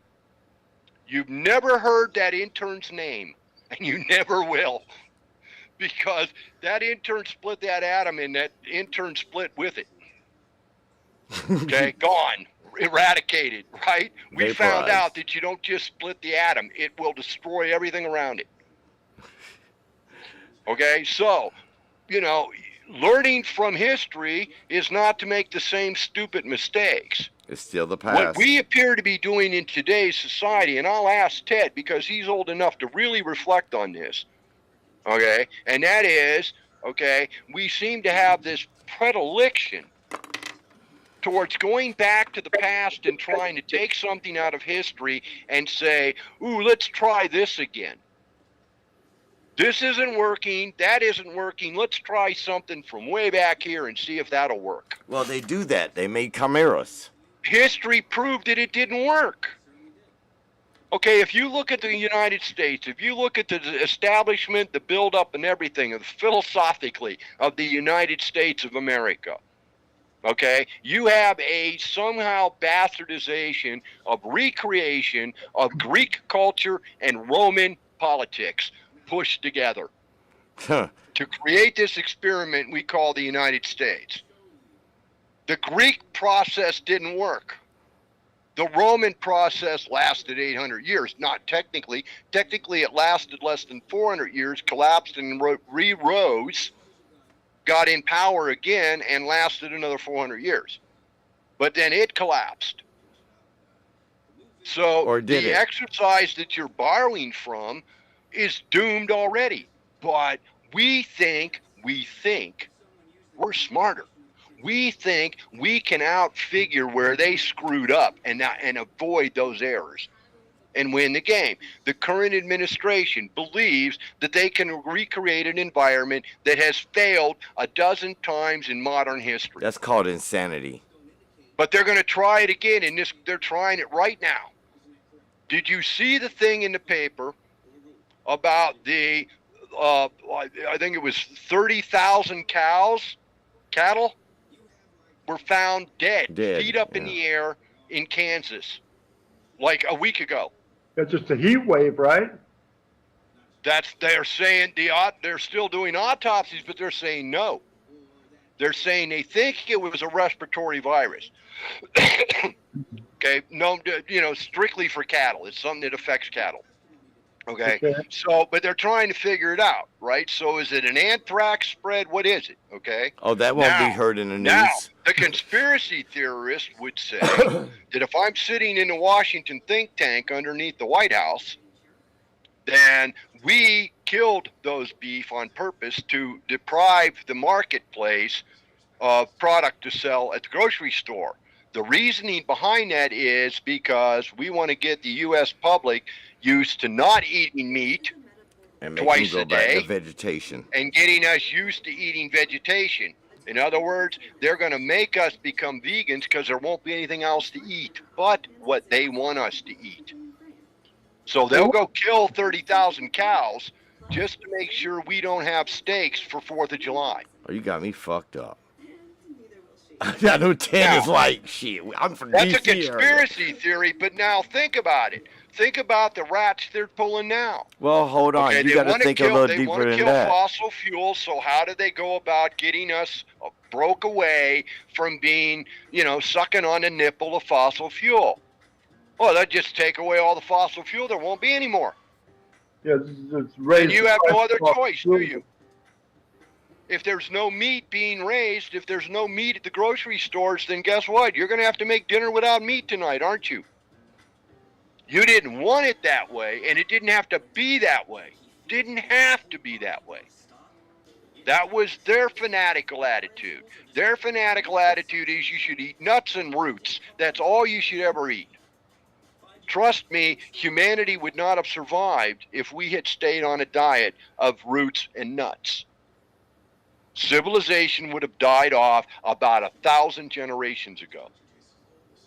And there are those who would theorize, and I kind of go along with this, it makes sense. So what was the difference between caveman, let's say Neanderthal, and Homo erectus? One simple thing could explain that. One thing. It's called fire. Right? Okay, look, the Homo erectus. We learned how to cook food. Hey, and Bob. As soon as we learn how to cook food. Bob, he's talking. What did you say? The Homo erectus and the Neanderthal were both types of hominids, right? And neither one of them is related to modern humans. Right.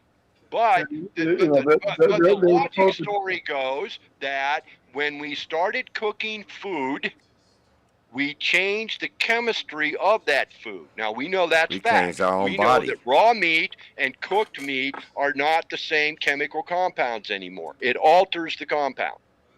Which brings out altered the us. carbons, whatever, okay? Yeah, you're letting the fire And that change in diet changed the chemistries in our brain.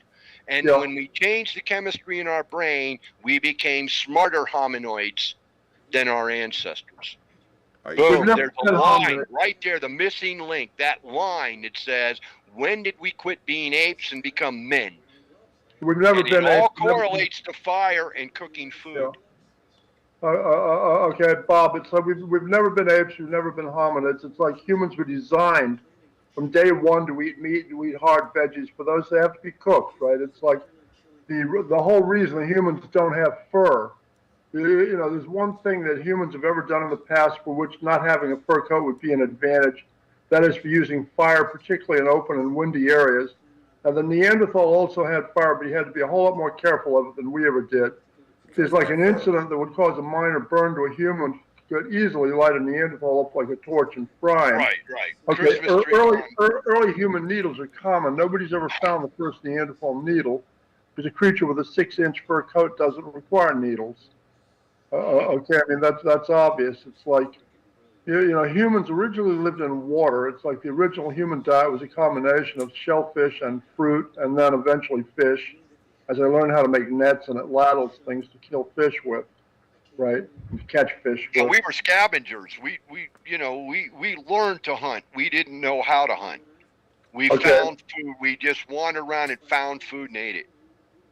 Which is why we were migratory species, is because we would eat what we would find. There wouldn't be anything left there to eat. We'd have to. Yeah, well, the most major thing is if you find in the water, it's going to be clams and oysters and things like that, right? Shellfish, which fish can't do anything with.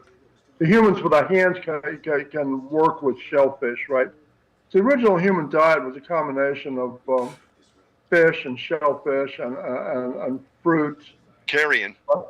Right. No, I don't think humans ever ate carrion. They're living in water mostly. It's like humans are basically aquatic mammals. So that's part of this book. Well, we'll eat a beached whale.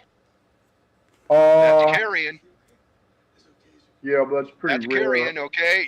When the Inuits go down to the shore and there's that 16-ton whale laying out there dead as a doornail, they cut that puppy up and they take it home and they make food. Cut him That's up carrion. Okay. Well, that's believable enough. I'm talking about the original human environment, which is. I think we would have taken advantage of other animals' kills.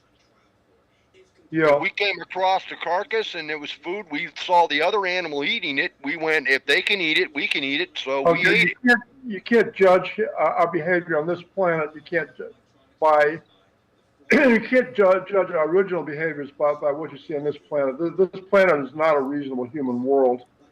They've had two places in past ages, at least, which have been inhabited, other than Earth, right? Which have been Mars and Ganymede, particularly Ganymede. That would have been the first place that you had on our system that was inhabited. Right? It was a freshwater ocean world. Humans were adapted originally to be spending most of their waking hours in water. Right, like I said, I mean. Well, then why did the Great Flood destroy humanity?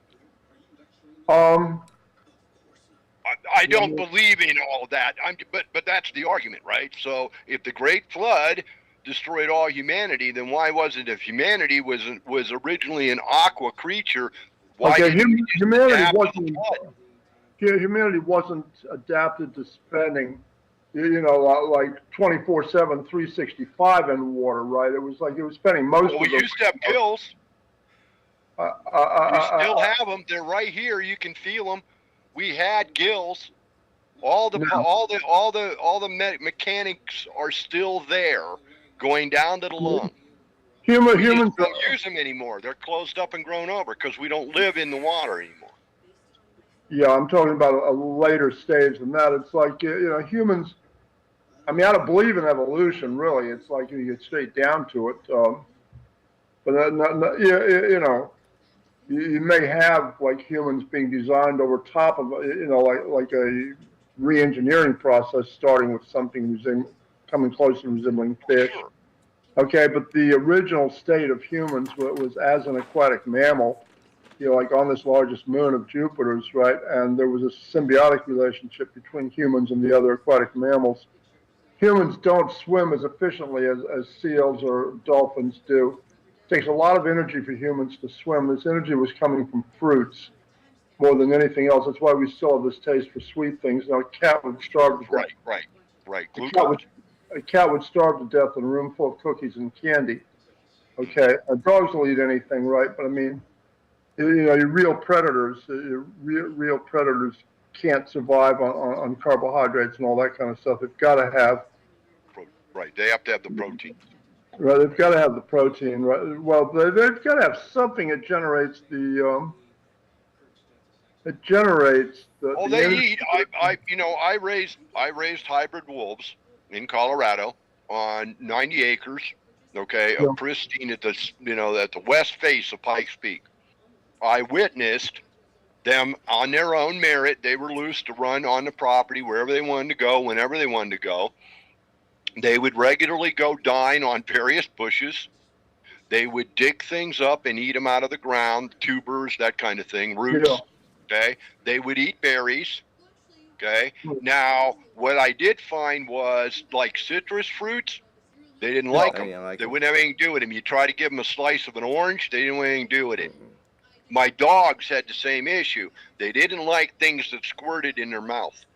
Mm-hmm.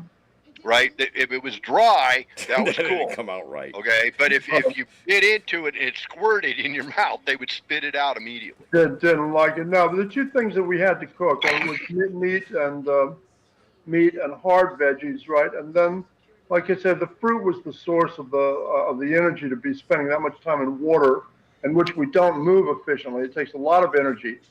More energy than for a bunch of wolves to be running around, right? So in other words, the humans were requiring a lot of energy to be swimming. And they were getting that energy from fruit, which they would come up on land for, right? I don't think you've ever had that much fruit just growing in water. Ganymede we don't call them fruit, but there are fruits that grow underwater. Yes, there are.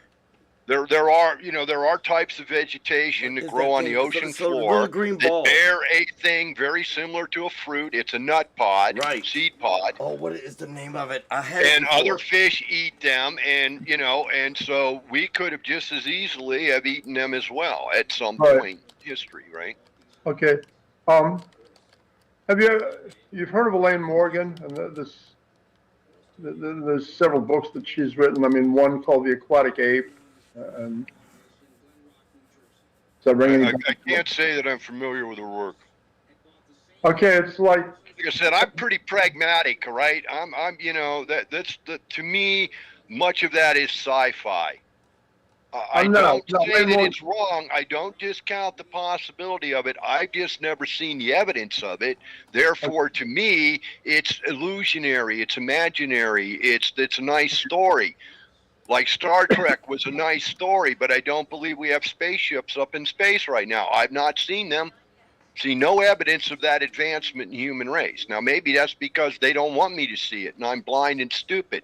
I'll accept that. We've got government workers on Mars now. We've got indigenous people on Mars, and that shows in these NASA JPL images. Again, I can't prove that. I can't disprove it, but I can't prove it, and I haven't seen any real proof of it. Yeah.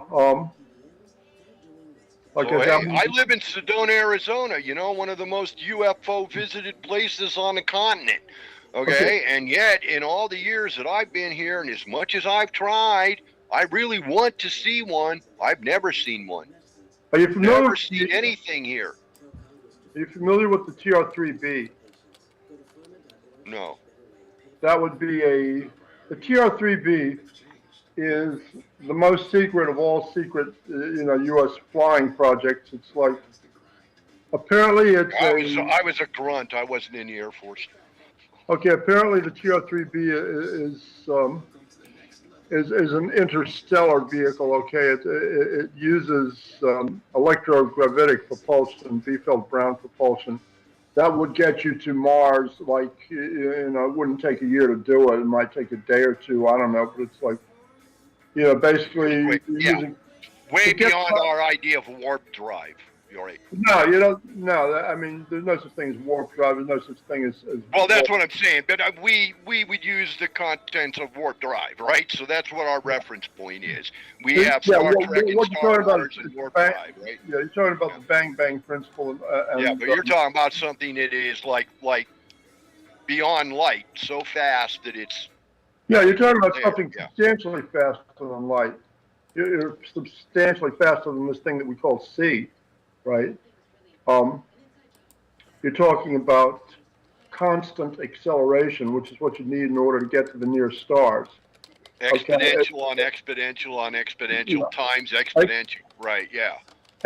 You know, this Ben Rich, who was called the father of stealth technology, you know, the man who invented I know that name. Yep. the F-117, said that we have the power we have the capability of taking ET home by the early 90s, which makes sense to my way of thinking. You needed two things to ever get out to the nearest stars, and both of those would have come to fruition like in the late 80s, early 90s.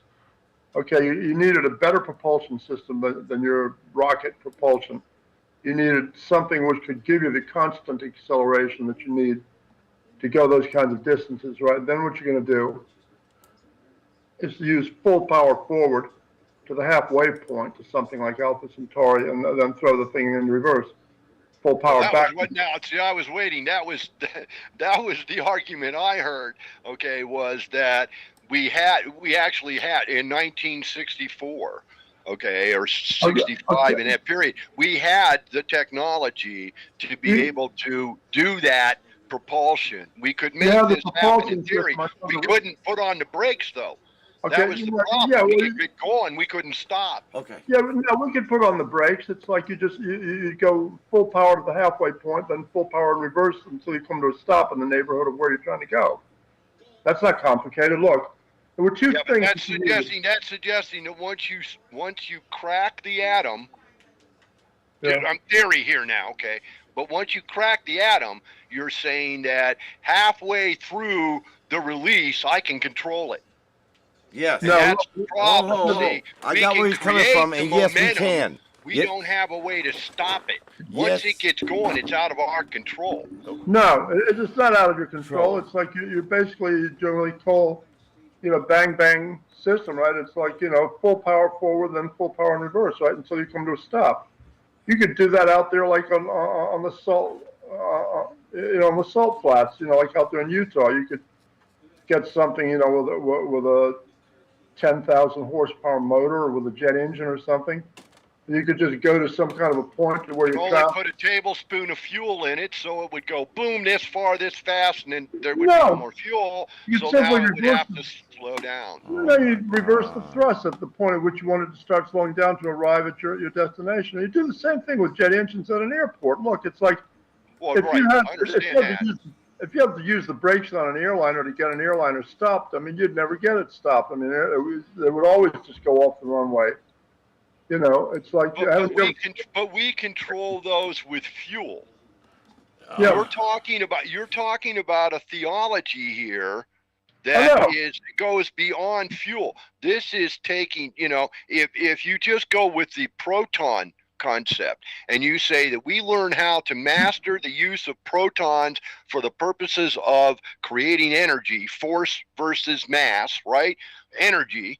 All right. So the problem with the proton is we really can't control the proton. We may be able to harness it, but we can't control it. So like the atom, once it's loose, it's going to follow its own course. We don't have a way to recontain it. So it's going to go until it like sound. Okay, hold on. In a valley we do have a way to recontain it. Follow so far out. We do have a way to contain it. That's what those atomic 3 Mile Island, all those other atomic factories they are containments. And they reuse the one power as a source of energy. That's how you're lighting up Europe. In small proportions, but now we're using it like fuel. But that's not possible. The same thing as converting energy from matter to become energy. But it has to have a release. And it's going to do what it's going to do till it's done. And we don't know how far done is outside the spectrum of tomorrow. That's the problem. It's a great idea, there's a number of great ideas out there, but they all seem to run into the same problem. Once we let it out of the box, we don't know how far it's going to go on its own. Look, there's another way you can look at this whole thing. It's like Columbus's men were on the verge of just totally losing it and dying, after a month and a half or 2 months worth of being at sea on those 3 ships. And that's with fresh air and with fresh food, or reasonably, you could catch fish, right? It's like they had other things stored. And they could exercise, they could get up there. They ran out of rum. They had rum. They could get up there. That was what it was. They had fresh water, but they didn't have rum. They ran out of rum. Okay, they could get up there in the rigging and get exercise, right? So it's like, but they were losing it after about a month and a half, right? Now, to get to Mars with rockets would take a year if you were lucky, right? And the human crew wouldn't survive that. It'd be the same thing. Whatever happened to Christopher Columbus's men on account of being in a ship on the ocean, like for a month and a half, what happened to these guys before a year was up and they ended up on Mars. Whereas we do have, and you've seen these, you've seen these images that I've shown, which are like the NASA JPL images, where you have like at least a couple which show, U.S. government workers, like on Mars, right? So that we have been getting people to Mars.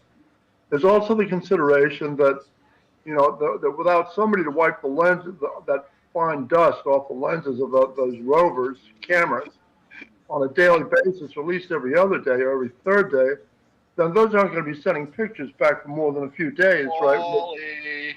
Oh, we need Wally. Yeah. Well, the issue that we also are missing is that, we do have fusion reactors. Well, now wait a minute. Now, Elon Musk kind of played this out. We do have working. His plan was to send 1 million workers to Mars. That's not a problem. It was going to be a major undertaking. It would probably take a decade to accomplish. Okay. He said. He's got the ship. He said, but it won't be in a single jump. No, it won't. We will not leave the Earth and land on Mars. No, he's planning on doing it to the moon. We will go to a landing deck. Or the moon. From the landing deck, we will go to another landing deck. We will leapfrog to Mars. Well, it's also... What he didn't say was we're going to have to build space stations out there because of the length of time. Do you not understand that the probability of having a space station is smarter? Okay, look, it's like if that's what the guy's saying, he doesn't understand what's happening. It's like, because that's not what you're seeing. I mean, if you follow this stuff, like on these Facebook groups and, the groups that just spend all their time and energy, like just going over these NASA JPL images pixel by pixel by pixel, right? And it's like, I mean, you've got American technology on Mars. You've got like people to deal with these rovers on Mars. Those aren't maintaining themselves. They're not cleaning their own windshields. They're not cleaning their own camera lenses. They're not doing all of this stuff that would have to be done themselves. You've got workers, and so you've seen that strawberry blonde woman, with the oxygen tank out there, like on that Martian field, right? I mean, she's a government worker. She's not indigenous. I only have one argument, and I take the full skeptic side on this story, and that is when I was a kid, my father put us in a car and drove me up to Meteor Crater in northern Arizona, and I watched the astronauts moonwalk with the vehicles, with the landing vessel, the whole 9 yards. Everything I saw on TV months later, I saw enacted out there in that crater in northern Arizona with my own 2 eyes. Now, I question whether there ever really was any photography that came from Mars, or if that was an all prelim studio crap that was created right here on this planet and fed to us through network television to convince us that they had gone to Mars, or gone to the moon. Good cover story. See, a whole lot of things come out of that if you say that you made this success.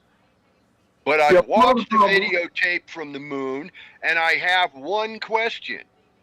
Who the hell was holding that damn camera?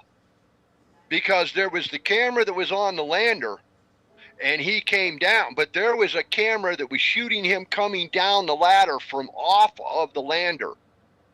showing him descending the ladder. Who was holding that camera?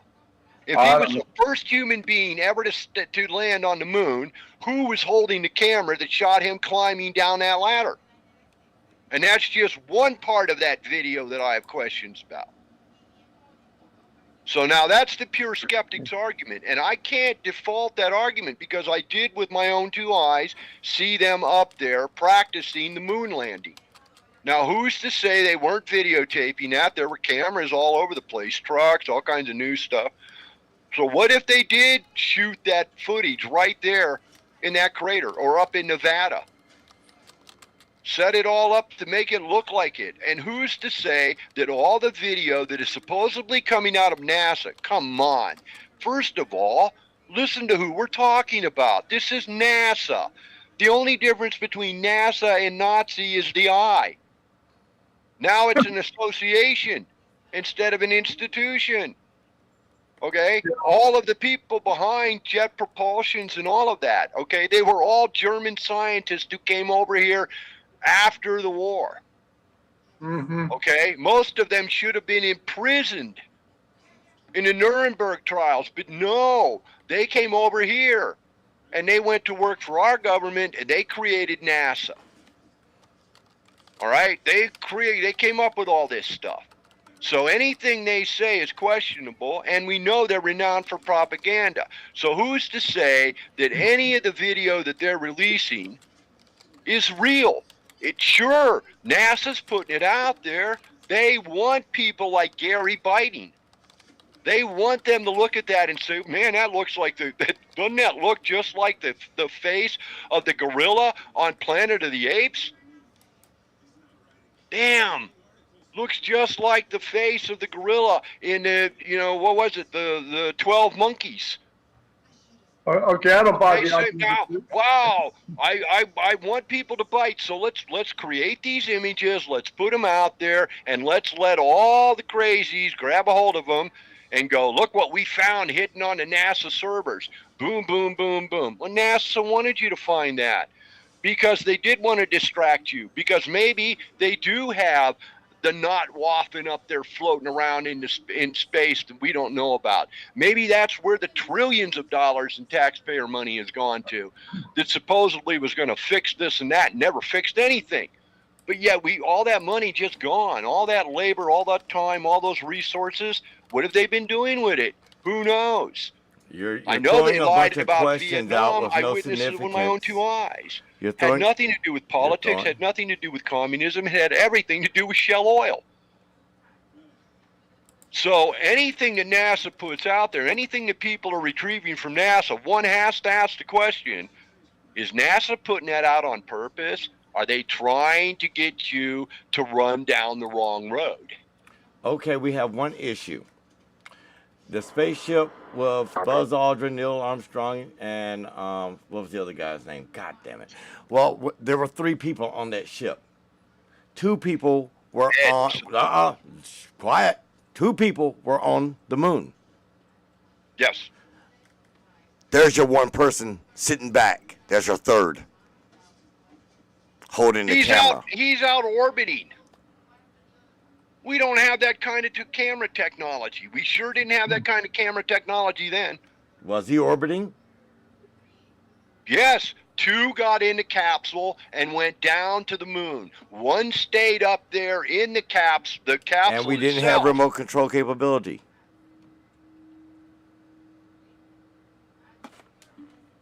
You know what? There's all kinds of... What you can't deny is there's a 3rd camera angle, and where the hell did that come from? And like I said, we don't have remote control capability.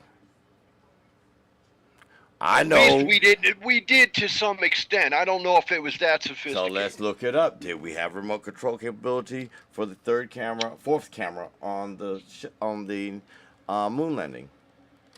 They may have had it. We may not have had it commercially. There you go. They could there fly, you go. They could You fly answered a the question. B-52 bomber with nobody in it. Thank you. They did it. Yes. Right? They flew bombing runs with B-52s that had nobody in them. Right. They took off. They were piloted. The whole thing was all done remotely. So did they have that technology? Sure. Did we have it commercially? No. So why No, we? No, but hold on. variations So why does of it. I was flying a Stuka dive bomber when I was 10 years old. The question then becomes. 1964. The question then becomes, why the hell Radio did? control Listen, airplane. because you're gonna really love this question. Why the hell do they have to share everything with you? Well, Why do they have to share their fucking technology with you? Why do they have to share their abilities or their newest technology or their ability to go hyperspace with the American Because public? they're afraid Why? they'll find out they've Why? got No, you ain't terrorists no. who go over You to their house and cannot rip their determine bodies why. apart and take You their cannot toys away. answer the question why. You know why? Because you're not in the game. No, they're scared. No, you're not in the game. Every once single in a while, one they of have you to humans. release some Hold of on. this stuff There's a out to the thing general called top consumer secret. because they can no longer hide it. Well, And guess if what? It people gets found seen. out that they had these neat ass toys. Yeah. Okay, if we could prove that they can time jump, or they can space warp, And they've been or they doing can this for step through centuries. portals, and we could prove that, and we knew it, And what about it? we would be tearing Washington to pieces. No, you wouldn't. Yes, we would. You know People why? would be pissed. Why aren't we getting the benefit of this? Hold on. too? Stop. That's the question. Why are we not? Excuse me. Some applications are not meant for you. This stuff has been on a black op la la land. It's ever been since there the for mid-70s. They don't decades. think you can handle it. It's been there for Their half argument centuries. is you can't handle it. Well, that's the truth. Why? I can handle it. Give it to me. Really? Really? Okay, Bob, can I ask you a question? Can you handle a quantum computer? I can handle the concept of it. I've never seen one physically. I'm sure I could learn it. I'm not afraid of it. But guess what? It costs us too much. I don't want you to touch it. Well, then I'm going to ask you, does it really do what you say it does? It's your problem. You Because don't have if to. you're, No, if you're hold on. afraid to Now, let now, me now, this is the drive point. the car, This is the point then, where you're making the mistake. You can't prove to me that this electro-glide steering is any better. Hold on. If you You're won't ever missing the let me point. drive it. You're missing the big point. It's not for you. Says who? We judged. We decide. It's built I for us. paid for Listen, it, hold then on. it's I don't care what you did. I wouldn't care. I wouldn't care if this. I don't care if you get. It came out with 15 strippers and a King Kong you want dick. me disarmed, humbled, and pacified all of the time because That's you the problem are with afraid humans. that I'm gonna You get always pissed off want to come over have. there and take it away from you. That's the problem with the human nature. You always want something and you just want to have it for a toy. But we have an application for it. But you want it for a toy. That's why it took so long for the computer to come into the human hand. We were not using just cards. We were not just using cards back in the 60s. Hell, man, there were forms of hard drives built back in 1940s. It took damn near. It took damn near. The first mechanical functioning It computer. took 30 additional years to come out with a 20 megabyte hard drive. Yep. Okay, you got to think. Actually, it's a little bit more, 40 years to come out with. Well, they didn't know how to. They didn't know how to code. No. They We did not want you to have this technology. They didn't know how to encode. We didn't. They were still encoding on stone tablets with chisels. They didn't know how to do it. Listen, we did not want you, the public, to have it. Why? Because why should you? Why should you when you can sell the applications? Why should you when we can't even trust our own citizens to learn to be able to keep their damn mouth shut? Why should the American public, working tax-paying public? Well, then now you're defenseless. Hey. Okay, now you're Why defenseless. should We're the gonna strip American it down. tax-paying public pay Okay. millions of dollars. Are you? Is $1 million coming out of your pocket? $1 million today to build the power plant at Niagara Okay. to light up Buffalo, New York. Oh, it lights up more than Why? Buffalo. Hold on. Why? Stop. Because It lights if up they more than owned the Buffalo. generating plant, they could charge us for access to that energy. If Tesla's way had gone about it, then energy would be free That's an and assumption. endless to all of us. That's an assumption. We don't know what Tesla had in his It's an assumption mind. they squashed real fast because they wanted to sell us the electricity we paid to create. We built. We didn't. Niagara We didn't Power create Plant. the electricity. The taxpayers' money built Niagara Power Plant, and then they turned around and told the taxpayer that they had to buy the electricity from the plant they built. Okay, let me say it again. That's commerce, man. We did not create the electricity. No. Okay, because you We said built we generator created. We plants. created is what you said.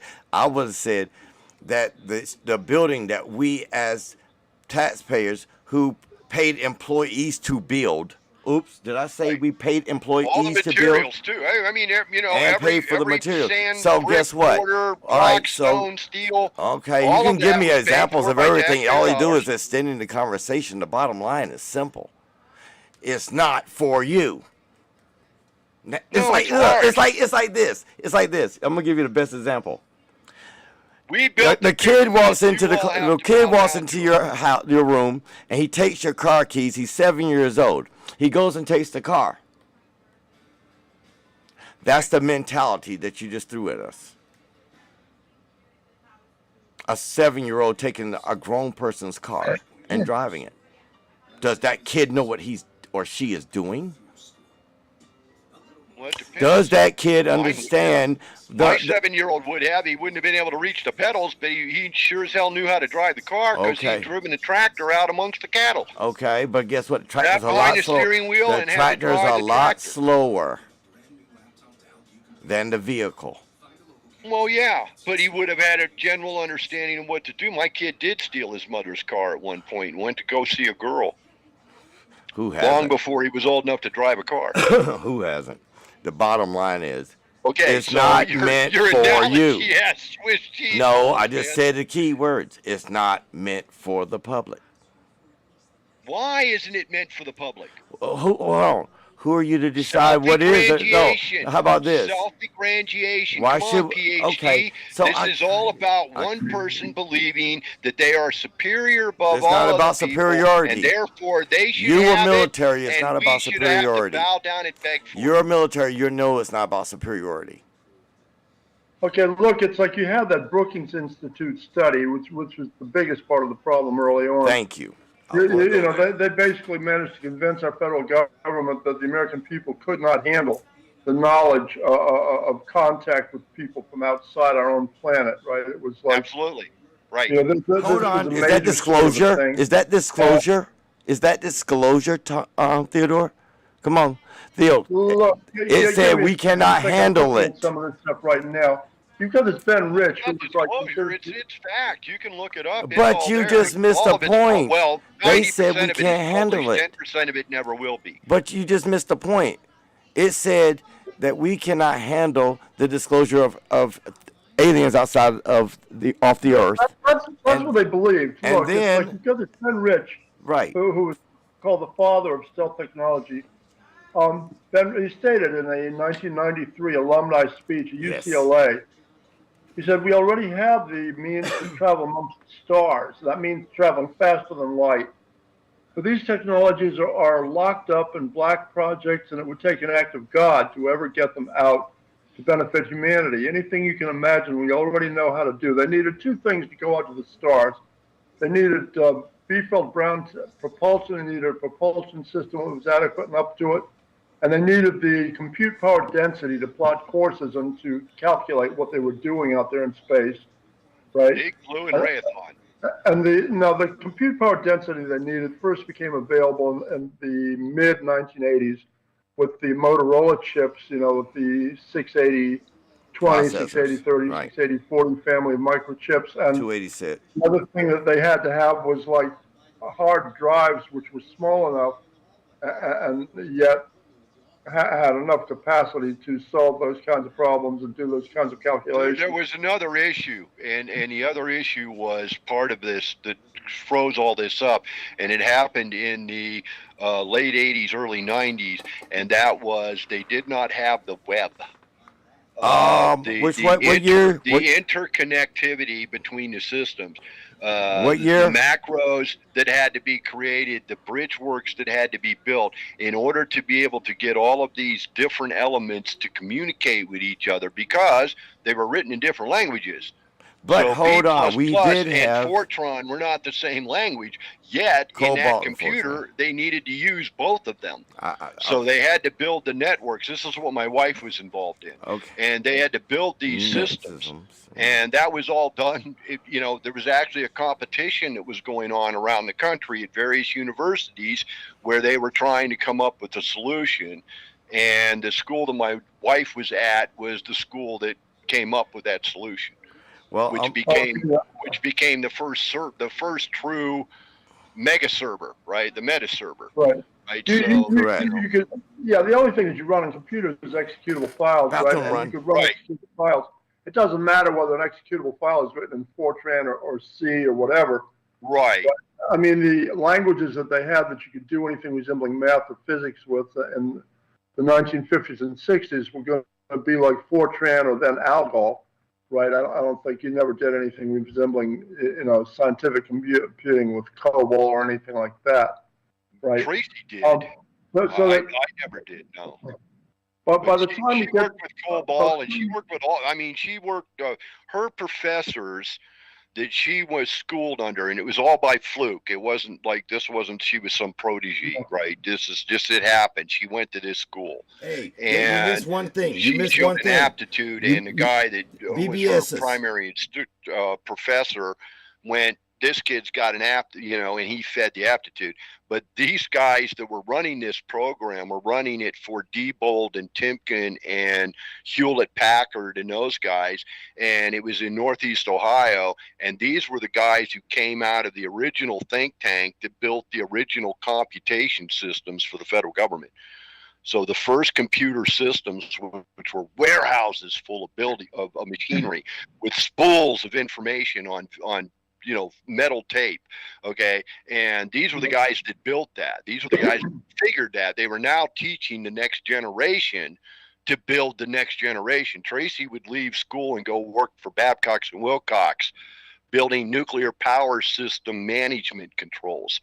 So she did, they monitored all the nuclear power, the naval fleet out all over the world. And they monitored all those nuclear reactors all of the time and wrote the protocols for the security systems, for the shutdowns and for safety. And in case of a disaster, the containment, on-site containment, which was all done remotely, all done by computers.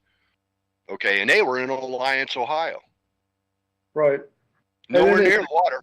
They were 10 floors down, in a tunnel underneath Alliance, Ohio.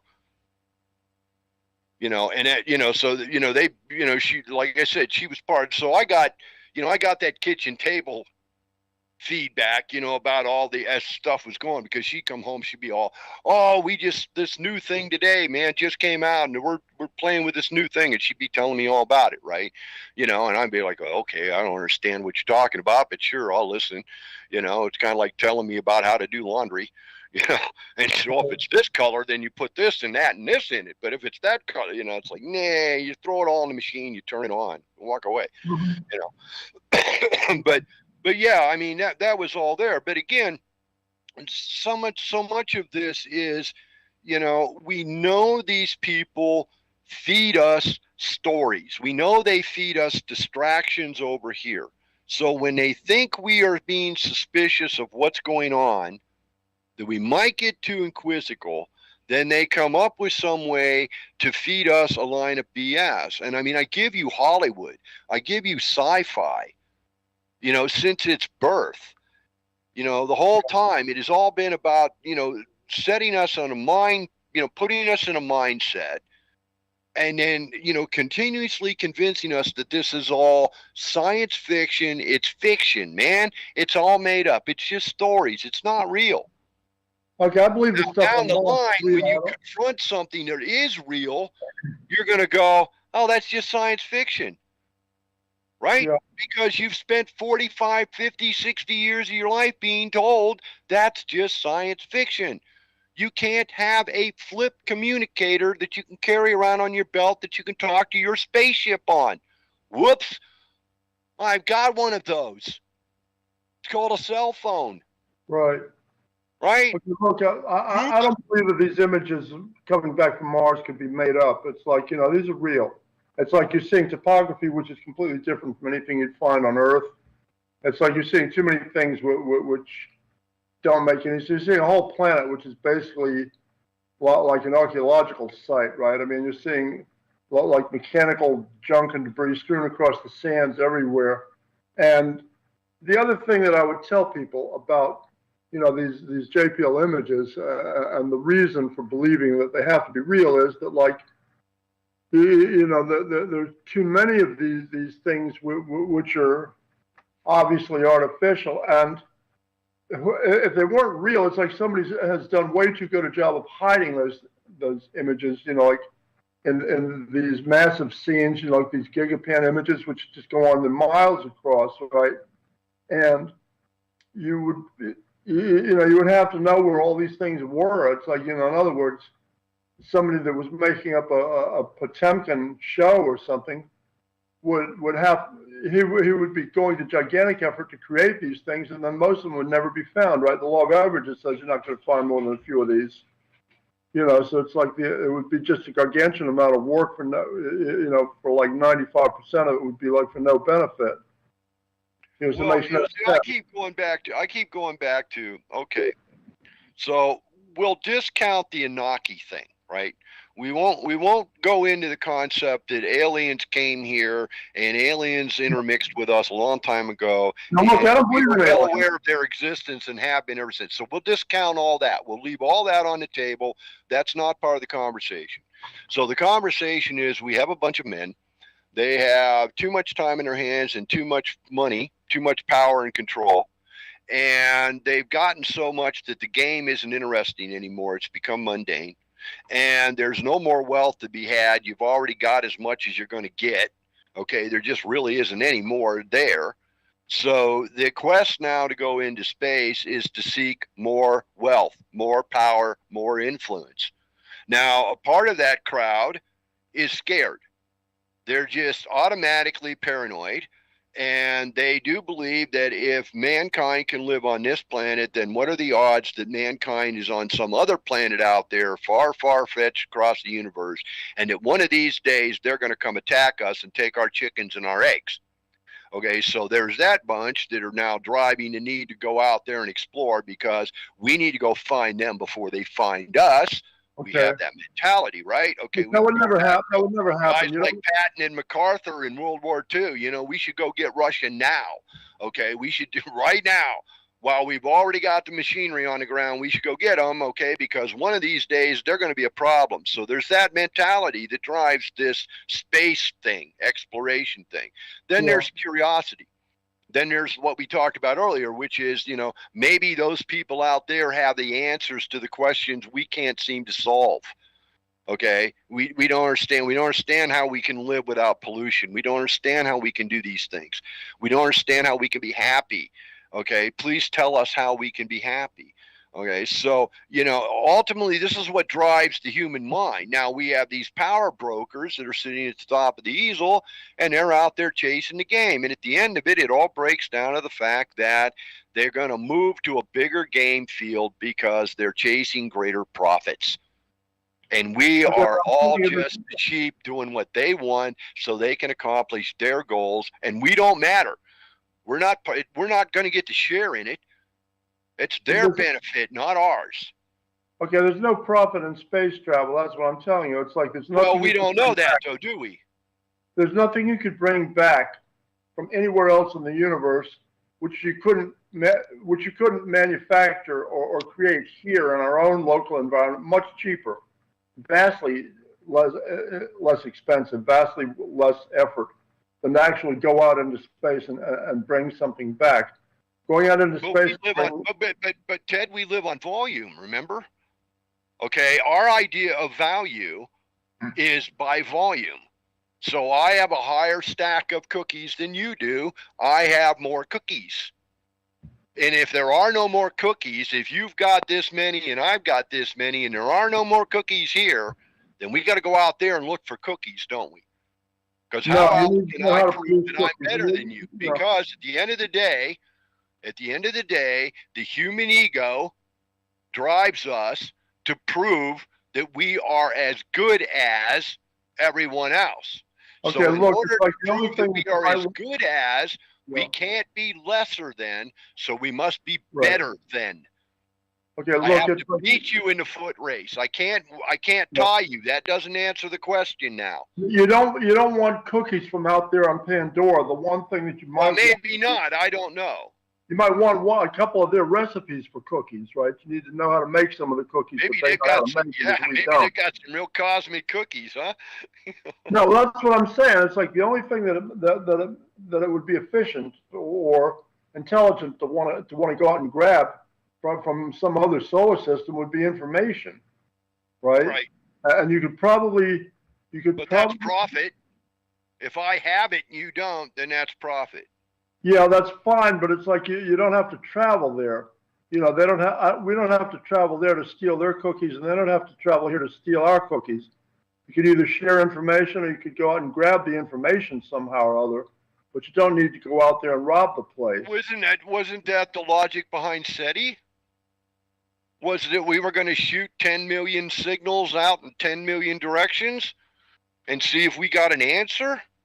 We were inviting them to come visit us. Look, it's like you're talking about radio waves, right? Right. Yeah, that's ridiculous. Anybody that's bright enough to have a need to communicate across cosmic distances is also going to be bright enough not to try to do anything like that with radio waves or electromagnetic waves. That would be like me trying to get a message to Germany by splashing rocks in Baltimore Harbor and hoping that the message, was encoded in Morse code the Germans would be able to read that message when the ripple waves got there to Bremen. Message in a bottle from San Francisco Bay, right? Yeah.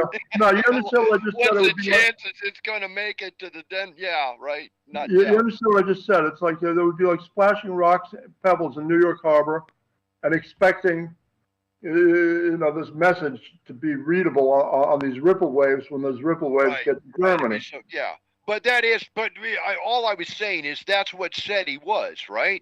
SETI was supposedly we were reaching out to see if there was anybody else in the universe. Now, was it inane? Was that, has logic since then proven that was a total waste of money and time? Well, maybe it was, maybe it wasn't. Some friends of mine actually have a song of theirs that's implanted on a gold disc that's on Voyager. You're kidding? No. Okay. No. Their song was embedded on there. If you could figure out how to play the damn thing, okay, without thumbs and fingers or whatever, okay, on some other planet out in the universe, okay, you would hear the song. Why can't we be friends? Why can't we be friends? Was this Beatles? Okay. No, a band called War. War. Huh. War. Okay, I don't know that I've heard of them. What was the one? Lowrider. Lowrider. Da da da da da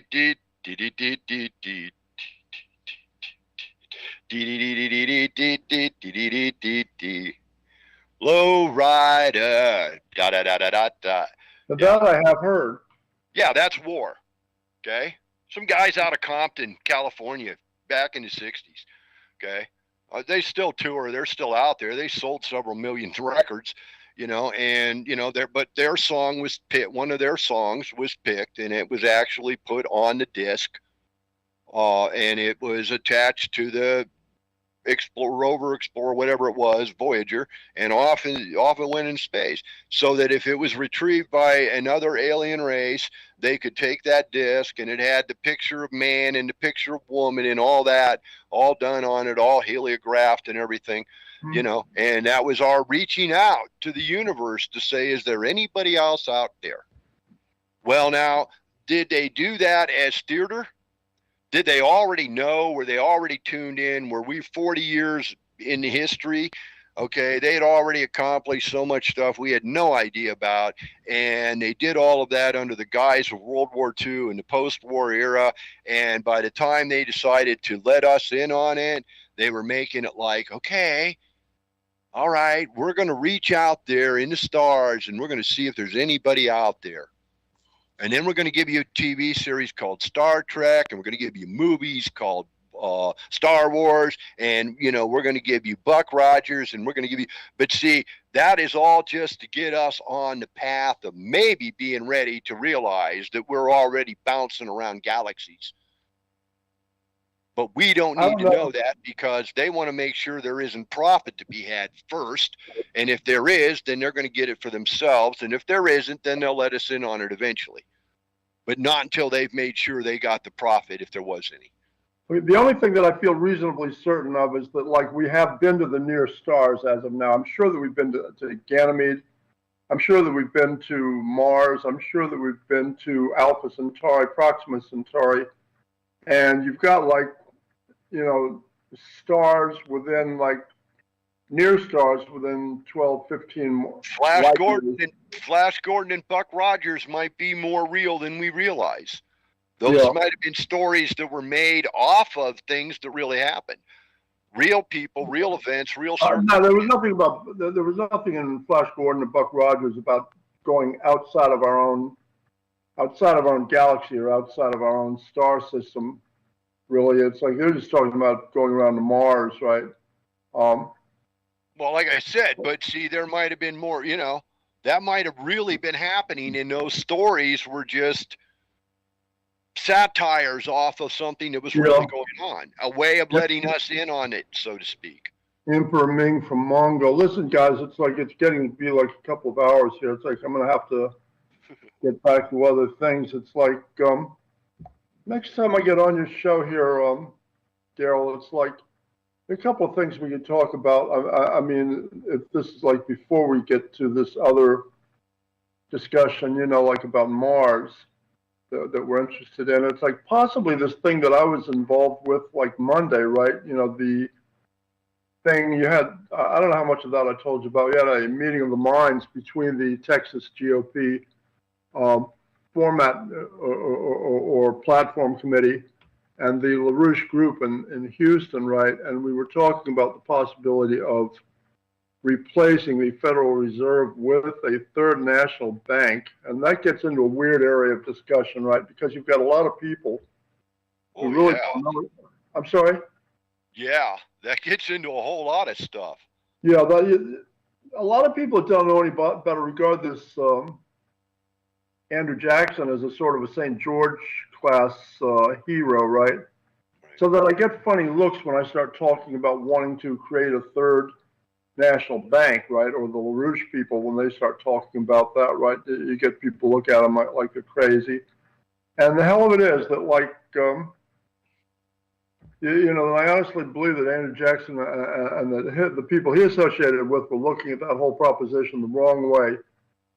Everybody hates bankers, right? They hate to see villains succeed in life or prosper in life, you know. And they were looking at the question of who was making money with these two national banks. Obviously, it was bankers, right? But I mean, the bankers were not being allowed to own controlling interest in either of those two banks. It's like they were not being allowed to establish, you know, plans or directions for those two banks, right? Strategies. Well, Jackson believed that we, the tax-paying citizens of the country, were being held hostage, if not extorted, by a small group of individuals who set up the original central bank, which was balanced and funded by the wealthiest families in the country. The Yeah, wealthiest. I understand that, but it's like those banks They were were not loaning the money to the you know, they were the money. They were backing the government. They were backing the whole thing. But then it came to a point where the tax revenues were coming in, but instead of the nation making money, they were making money. No, that's Okay, that wrong. federal bank was making money, and Jackson said this is wrong. The look, nation can be self-contained. It doesn't need these people's money anymore. I'm sorry. It's like, you know, what was going on. It's like the thing that Jackson missed was that he should not have been looking at who was making money. He should have been looking at what was these banks being used for, what sort of purposes were they being used for. And what they'd actually done was in a very short period of time, they had made the United States into a very first-rate industrial power, whereas the United States prior to that time had no history of anything like that. So, you know, they were looking at the whole proposition the wrong way.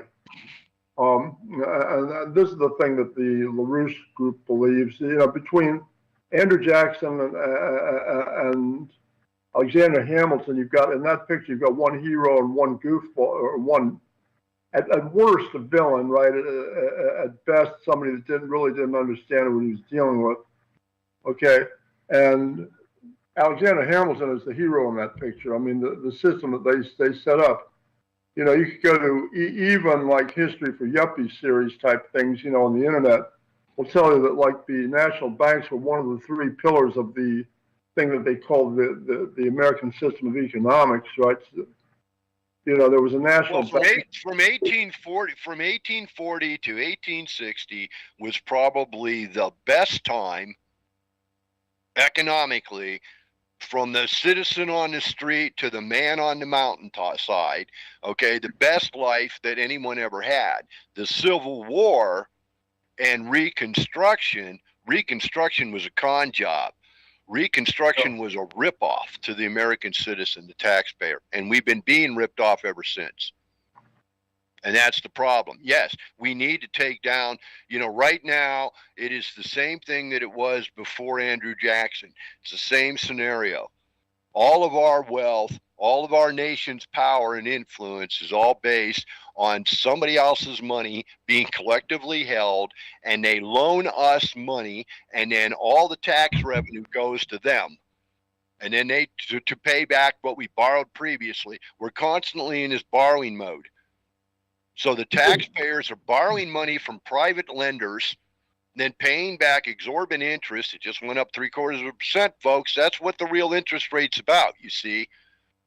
They just told us in the central bank that for us to borrow money, that means every bank in the United States that's got a deposit on today, so you can go in and get money out of your bank, okay? In order to have that money available, they have to pay interest to this group of investors, to this consortium of finance that dates back to the foundation of this nation. The same wealthy families that were in control then are still in control now, with a few minor exceptions. There have been some overthrows in the process, but right now we borrow. And then on top of that, they come to us and say, now we're going to give you credit. Now you can borrow too. So you can borrow, the bank will borrow, you'll borrow from the bank will borrow from the central bank, the taxpayers will pay the taxes, all the revenue from the taxes will go to the central bank to pay back the debt we owe them from the previous loan they issued, which was yesterday. What they set up in 1913 was basically the income tax and the Federal Reserve at the same time, right? And the idea they were trying to implement was not an idea that Alexander Hamilton had ever really recommended. It was a description. He was describing something. We pay taxes on the land.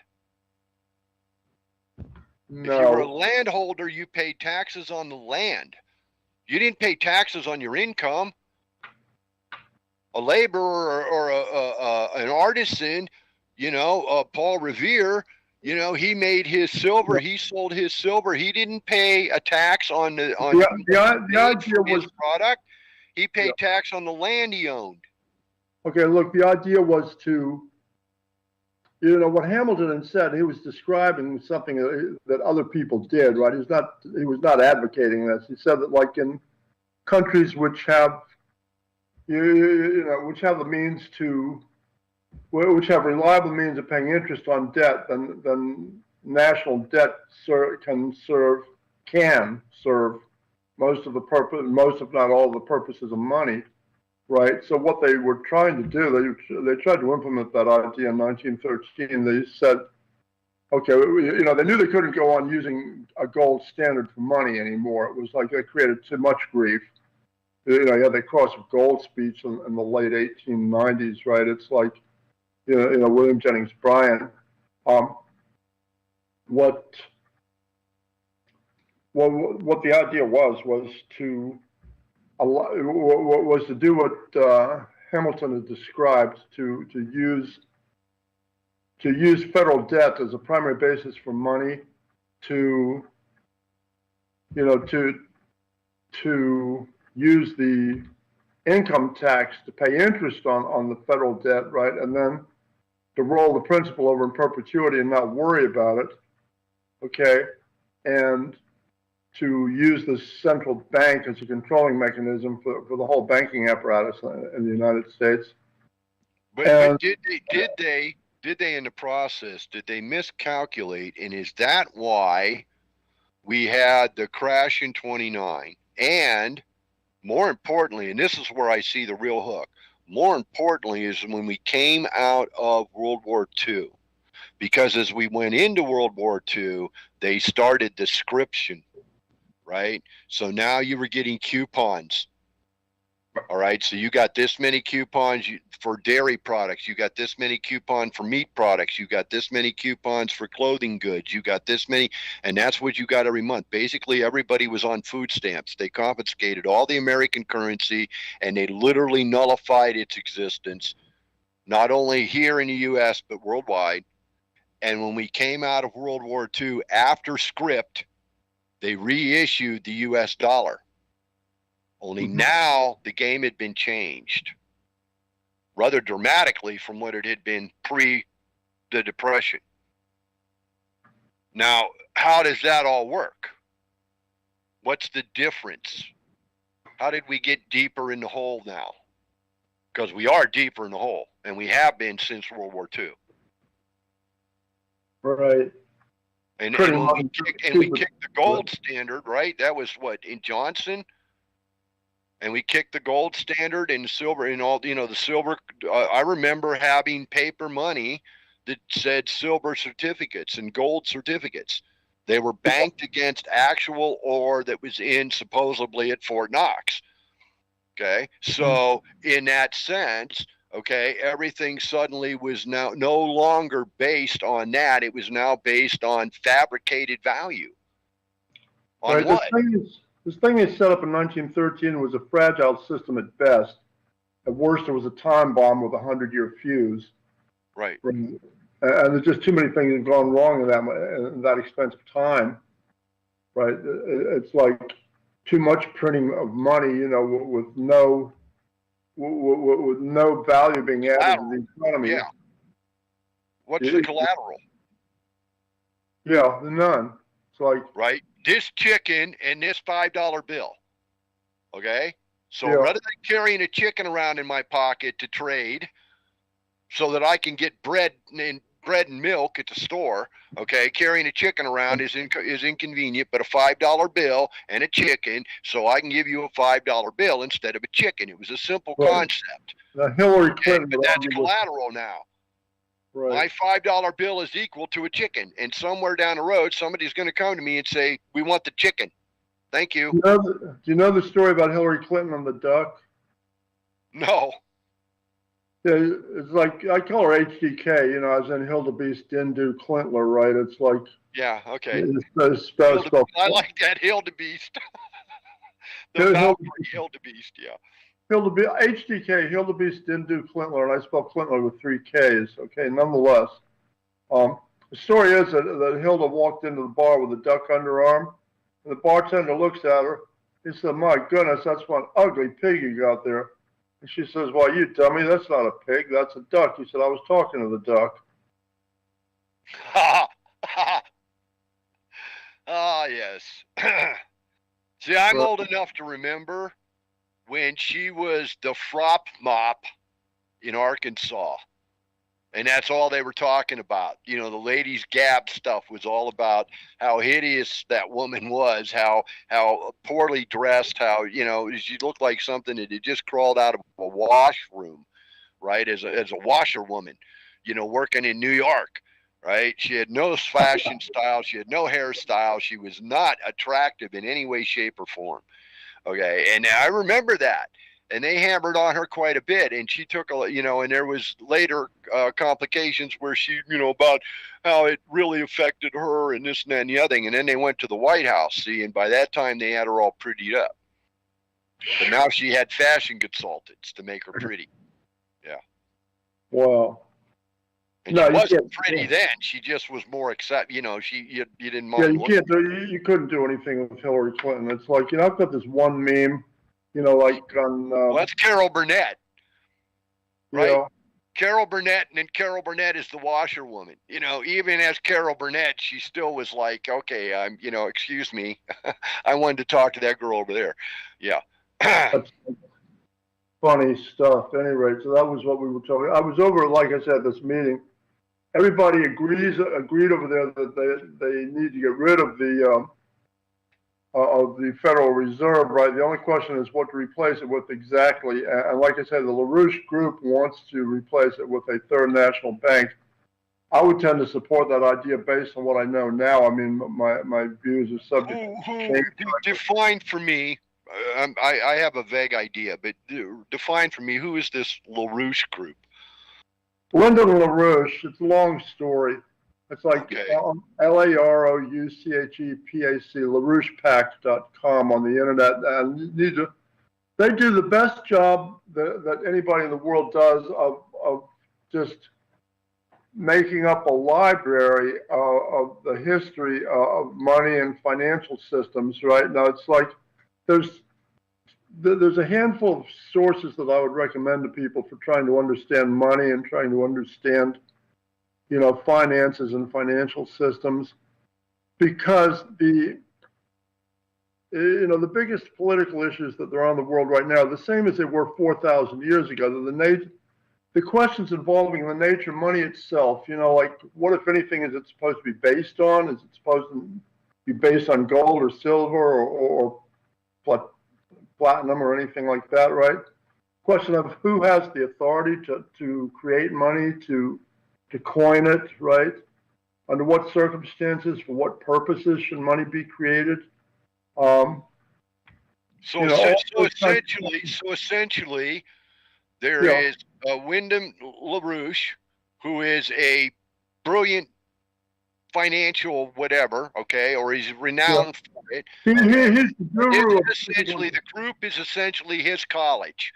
So this is that think tank that monitors. So they say, okay, so Biafra says that their worth is this, and we say, show us in Biafra where you can put up enough commodity to support that claim. Okay. And they track this globally, right? Right. That's who the group is. Like I said, what I wanted to know was, you said as soon as you said his name, okay, as soon as you said Wyndham LaRouche, okay, I knew who you were talking about, and then it was like, okay, so it's not the LaRouche Group, which is a whole bunch of different brainchilds all together trying to manipulate the game. This is that one constant that's been there for a very long time. That's correct. Now, like I said, their publications, I would put right at the top of the heap. Now, there's a book called Web of Debt, which is Ellen Brown's book. That's also worth having a copy of sitting around, right? There is my partner in crime's book, Troy McLaughlin, right, which is called The Saturn Death Cult. On the internet, that's called SaturnDeathCult.com, right? And that's like the history of money, the history of occult practices, right? You know, where does all this worship of the dwarf stars come from? You know, in other words, if you were to go to some place where primitive people congregate today, it could be like DNC headquarters in Chicago or Baltimore, someplace like that, right? And find a bunch of backward-looking people and say, guys, I need I need a new religion here, a new astral religion, like the religions of the ancient worlds, right, where you're worshiping something that you see in the sky, and $100 a piece. I'll be back in a couple of hours. See what you can come up with, right?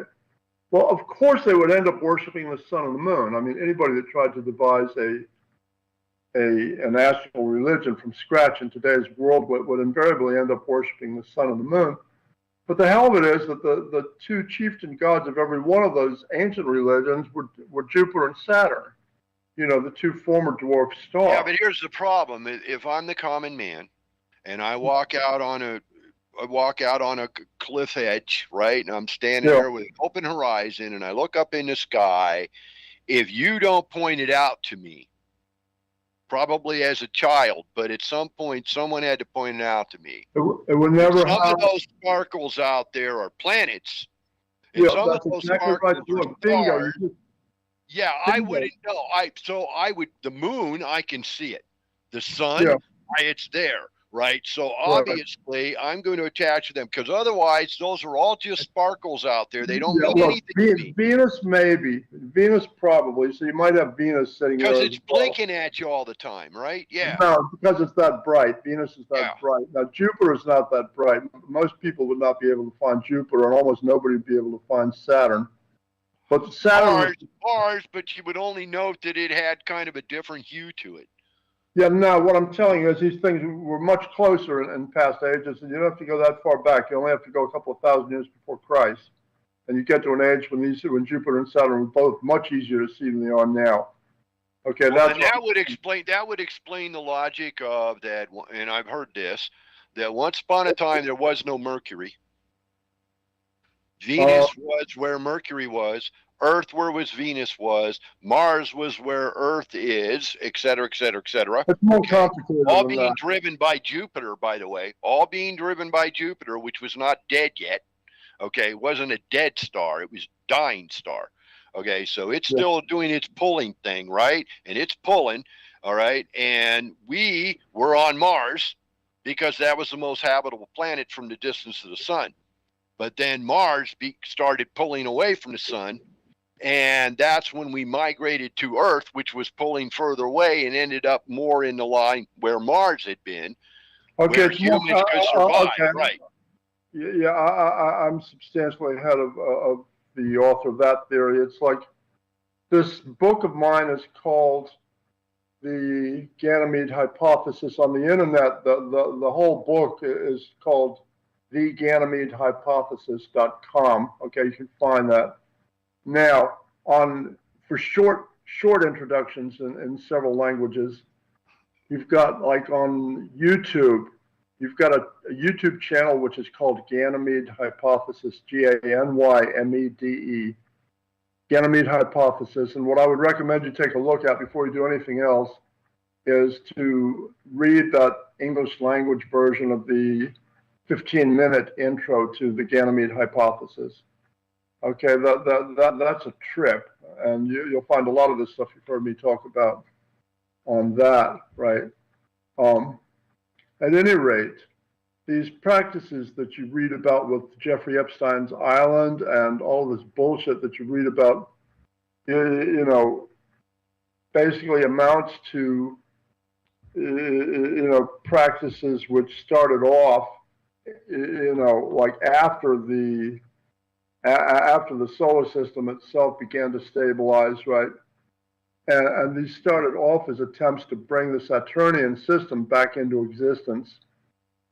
Talking about child sacrifice and all this other bullshit, right? And the Rothschilds, within the last few centuries, have basically made those ancient practices into a system of blackmail and control, which is used to control, people who come into any sort of power within our political and banking systems, right?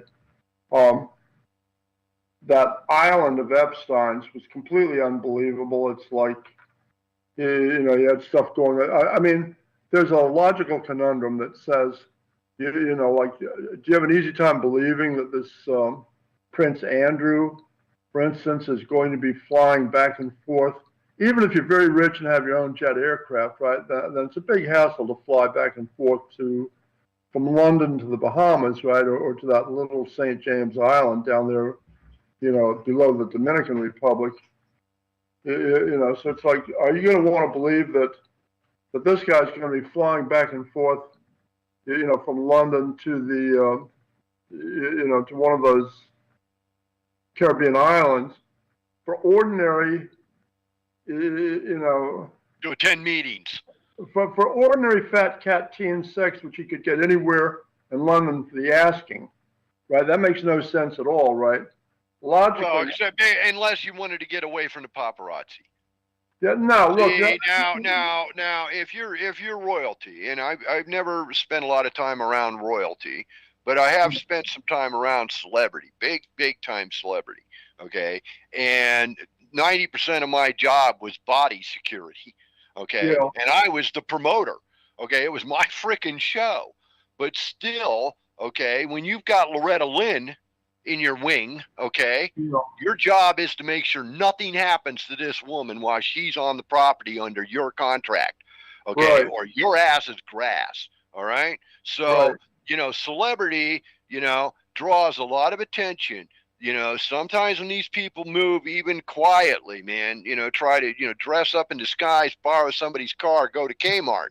Okay, try not to be, it's a constant problem in your life. So now, if you happen to be Prince Andrew, I can see why you would get on the Learjet and fly down to the Bahamas to get a little lucky with some beach girls, because maybe the paparazzi didn't know you were there. No, And look, maybe you didn't have to be quite so careful about what you were doing. Okay, it's worse than that, much worse than that. It's like, I'm sure it does. Well, but what I'm telling you is the logic of it says that, like, whatever this guy's getting on that island of Epstein's down there, it has to be a whole lot worse than ordinary fat cat teen sex, which he could get anywhere, right? That's what I'm saying. What if that's a business center? What if all those guys going down to Epstein's Island are down there wheeling and dealing in interglobal business? No, Okay. absolutely All right. not. See, they're doing it off the table, in the backyard. Hey, we have a place in West Virginia that up until the Kennedy administration, and there was a fire, and so it was kind of shut down. It's been rebuilt, but they sort of shut it down. But this was a private estate resort in the mountains, okay, and it was a real pain in the butt to get to, and it was not open to the public, okay. This is where the fat cats all came and met. This is where they had their little summit meetings, their quiet under the table stuff, okay. Now, a lot of that got built underground in D.C., so a lot of that kind of stuff, they don't have to do that. Camp David was, for a long time, was one of those places where they would quietly go meet. Off the radars. David, right? But I'm telling you, the island of Epstein's was about child sacrifice and all kinds of stupid shit that shouldn't exist. It may have been very likely. I have no doubt. I have no doubt that the rituals that existed 10,000 years ago by our accounting, okay, still exist. There are still people. There are still pagans. Okay, there are still people who, races that, whole groups of people all over the world who still celebrate and bow down to the snake in one form or another. Okay, they believe there was a lot more to the story of Eve and the serpent. Okay, they believe that. Okay, there's another group of people that actually believe that the fallen angel is God. Was Christ, okay, has always been the fallen angel, the one we call the devil. Yeah. See, the devil said unto man, and I am your God. And they said, thank you, God, for creating us. Never questioning the fact that he was really an outlaw from the real batch, right? Okay, so, you've got these sects and these groups of people that have got some pretty outrageous ideas. The Scientologists, Seventh-day Adventists. Okay, I guess what I was trying to tell you was that, just as far as understanding banking and financial systems, there's about a half dozen or so things that I would recommend. I'd recommend the publications of the LaRouche Group. That's LaRouchePack.com. This book of Ellen Brown's, which is called webofdebt.com, web of DEBT, right? Webofdebt.com. Yeah. I think I've seen that. You know, this book of Trey McLaughlin's, which is called SaturnDeathCult.com. Okay, and you can order copies of the book there. And then my own book, which is, and as of right now, is available, the GanymedeHypothesis.com. Okay, and it's downloadable. It's free, right? It's like it's a book in PDF format, a zip book in PDF format, which you can just download and open up and read. You know, and it talks about the history of Ganymede and the history of our solar system and how solar systems actually form up. You know, and it turns out that solar systems form up as electromagnetic strings, right, in the form of Birkeland currents, and then what they call Herbig-Haro strings. And you know, Birkeland currents amount to pairs of currents which cross each other. You know, like in RNA, DNA. Essentially, the universe is set up very much like our nervous system is. Yeah. If you could take the nervous system and lay it on the table, spread it out the way it is designed, that would be the way the universe is designed. Certain things, certain nodules are on certain string lines, and those string lines are interconnected with other string lines. And the thing that they teach, which is wrong, is the idea of a gravity-only cosmology. It's the idea that gravity does all the work in the universe. You know, the gravity forms. You think mental energy has some relevance in that? Yes. You think we hold a reality together with our minds? No.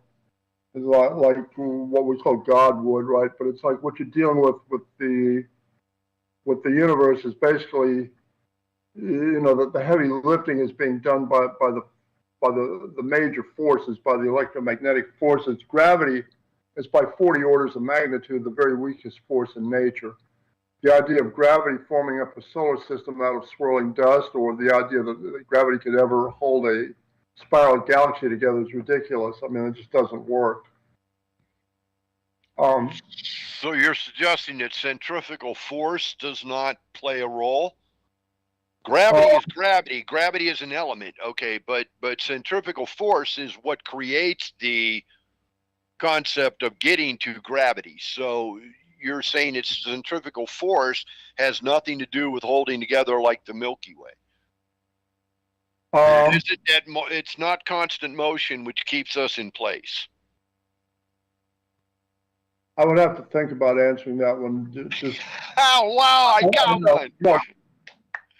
Look, it's like gravity itself turns out to be an electrostatic dipole effect. I got a request of you. Spin forces. Okay, what that does is that makes gravity into a second cousin to to ordinary spin forces, to centrifugal force, or to there's a cat in the mirror. I've got a cat problem. Okay, you see off the computer keyboard, cat. Damn. Hang on a second, Ted. What were you trying to say, Daryl? I'm sorry. It's like gravity is a second cousin to the kinds of forces that create, sinkers and sliders in baseball, right? It's a second cousin to ordinary centrifugal force, those kinds of things, right? It's like pulse motion and trajectory defy gravity, right? Because I can throw a curveball. I can make a football spiral. Have you guys seen this little Australian experiment that the guy does, like with a flywheel? He's got a 40-pound flywheel on an axle, and he's holding an axle, right? It's like I guess an axle is the axle is like maybe 3.5 feet long, 4 feet long. And there's no way the guy hold this by one end and pick it up, right? And he's got both the nerd and the jock, from the school, and both try to hold this thing by one end, and neither one of them can do it, right? And then he takes a high-speed heavy drill and spins this thing up to about like 20,000, 30,000 RPM. Then it becomes easy to hold, right? Then the guy can hold it by one end and lift it up over his head easily. Even the nerd can, right? Right. that tells me that like that has to be reducing gravity. I mean, I haven't seen the one that you're talking about. I can't relate to that specifically, but I have seen that experiment done where they couldn't do it at the end, and then he got it going, and then they walked over to like move up the grip on the bat, right, and just picked, and a little tiny lady picked it up, right, and controlled it and moved, went around, and she, and I saw that demonstrated. And okay, it's a very interesting concept. Yeah. What I would like to see is somebody do that experiment while standing on an industrial scale, and see if their weight shifts. Yeah. Look, I believe it would have to. I mean, you could talk about gyroscopic precession all day long. Gyroscopic. Well, okay, so we built, let's get really crude. Okay, so we'll leave the jet airplane, which is basically proves the theory. But besides that, let's get real crude. Let's get down to that homemade, single prop, one man little helicopter thingy, right? Mm-hmm. When he takes off, does he actually become lighter in the sense of calculation to gravity, mass to gravity?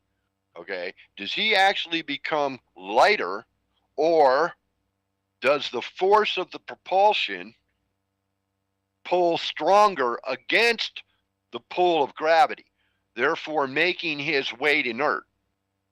I would have to think about that one as well. Now, look, with an ordinary airplane, it's like you've got air coming over the top of the wing and creating suction, right? Because it's like you've got but they're essentially making the 32,000 pounds that they're carrying inert. Their force and propulsion is defying the pull of gravity to the point where the weight is irrelevant. You're talking about a gyrocopter, right? Or well, yeah, but you're talking about a jet airplane, right? So I'm saying, so 300 people on a jet airplane, and the people in the plane, they're literally become irrelevant weight-wise, to the point of gravity to weight, because the propulsion of the vehicle is moving fast enough to defy the gravitational draw. Yeah. And as long as it maintains that, those people have no weight, right? They're no longer being pulled down to the earth. And if weight is really just a gauge judgment of your body and mass, they have weight. Mass. They have weight. It's like, an airplane has to be stressed to carry a certain amount of weight. Right, but as a body, it is defying gravity, therefore making all interior weight irrelevant. The object is moving so fast that gravity can't pull it back. Force. It's got enough lift on the wings that gravity can't pull it back. Right. It's trained by the forward speed. Okay, and that's relevant to the body weight inside the vehicle, whether it's a FedEx plane or a passenger plane with United Airlines. Okay, doesn't matter. Right. What's inside that body is no longer relevant to weight. See, there's that argument that goes a step further and says, and then it becomes no longer relevant to time. Because if the vehicle is moving in a way that is contradictive to the margin of gauging time, then they are no longer in a forward time. That doesn't mean they're in a reverse time. But see, this is all mathematical calculation stuff, okay? And it makes sense when you explain it out and point out all the little pieces. But it makes a lot. It does raise a lot of questions. As to, we understand what we are told to understand. Therefore, we attach our perception based on that information. The brain's just a computer. So if you tell the brain that brick weighs 1 pound, then every time the eye looks at a brick, the brain is going to go 1 pound. It's that simple. So whatever you were taught as a child, the perceptions you were given are the perceptions you hold now as truth, as fact. Then along the line, they throw you curves to make you go question the things you think you know. Right. Only to then make you question whether you think you know, whether you should know, or whether this has been the truth and they've been lying to you all along. And the weirdest part of it is, it's all somewhere in the middle of that. It's a little bit of everything. Right. Listen, people, I do have to get back. I've got like a couple of other things I have to get to tonight. It's like, I'm like running low on time here, but it's like, like I say, again, near future, possibly talking about this thing with the LaRouche group, with replacing the Federal Reserve. Also more about Mars here. Near future, it's like you've got like another person in your little group here apparently is sort of an expert on Mars, and it should be an interesting discussion. Odin, you're around most of the time this next week coming up? I am. Right. I don't know where Daryl is. I think he wandered off to go eat dinner. Yeah, that could be. He does that. See, I should start getting a clue here that I get this calls from him and stuff, and he says, "What are you doing?" Nothing. Oh, log in. And then he ends up leaving me as the host, and he walks away. Yeah, I understand. Look, Yeah. I do have to take off at this point. Okay, I'm gonna. Well, Ted, it's always a pleasure. You're an interesting, informative individual. You have aspects and insights to things that I have no information on. I can't say they are real or not. So it's always interesting to hear somebody's point of view. If anybody's ever heard of me, 60 years or 100 years from now, it's gonna be because of this thing called the Ganymede hypothesis. That is the most major thing that I've ever worked on. Okay, that is by far the most interesting thing that I've ever worked on. Man, all I've got is this YouTube show. Right. No, but I mean, take a look at that. I hope it lasts forever. Yeah. Yeah. Take a look at that. Get on YouTube and get to the Ganymede hypothesis. Just type in Ganymede hypothesis on YouTube, right? I'll look it up. I will. Then take 15 minutes of your time. Take a look at that English language intro. For the Ganymede hypothesis. It's the first thing in the upper left corner. Okay. Let me catch up with you a bit later, and this will have to do it for the evening. All right. Well, you take care, my friend. Stay safe. Okay. Will do. Take care. All right. So, where are you at there, Odie? Are you around? He took a powder. So I don't know what the story is here. If we're supposed to be disconnecting, if we're still live on the air. The Global is recording this call. Hey! Hi, Doris. Mic's closed. You're muted. Look at the screen. Look for the microphone on the bottom of the screen there. See our pictures? Okay, now look right down there in the middle of the screen. See, it looks like a little blue microphone. Does that have a red outline on it? Click on that and it'll open the mic.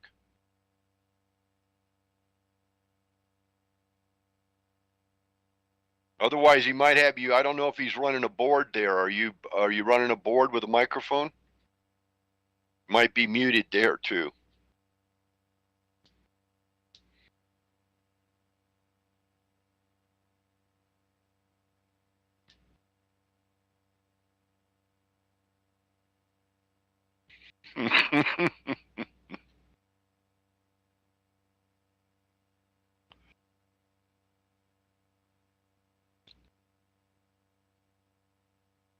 So, station identification, you're listening or watching or paying attention to or somehow the Global Enlightenment Radio Network. My name's Bob Banfield, Cowboy Bob, and sitting here on the screen next to me is the lady Doris, who's trying to figure out how to get the audio in play. And we just got done talking to Ted. And prior to that, Gary Legreri was on the Mad Martian, and his show flowed over. And Odin, the Mad Doctor, called me in here, and here I am. So I don't know what we're doing. I heard rumor there was a marathon going on where he was supposed to be on the air live for 24 hours. Is that what's happening, Doris? No, you don't know? Yes, yes, no, no. Can you hear me, Doris? Can you hear me? Yes, okay. Yes, all right. So anyhow, she's trying to figure out where the audio is. Somebody show her how to turn the audio on. Jiminy Christmas. I thought there was some PhD that was supposed to be running this project. Where the hell is he?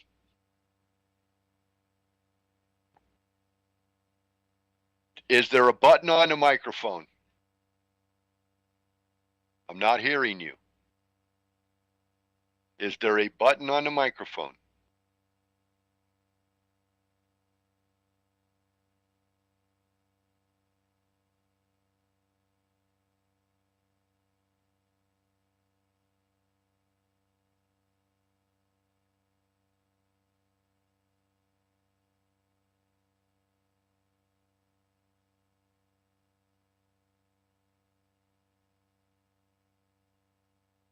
There's absolutely nothing I can do about this.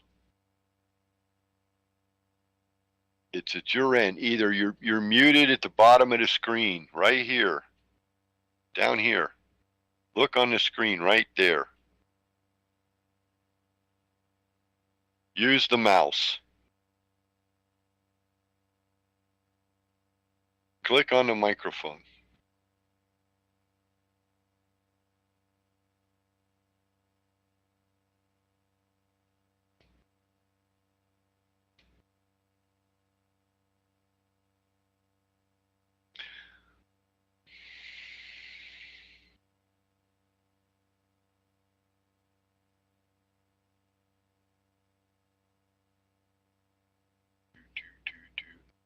Oh, I could read my book.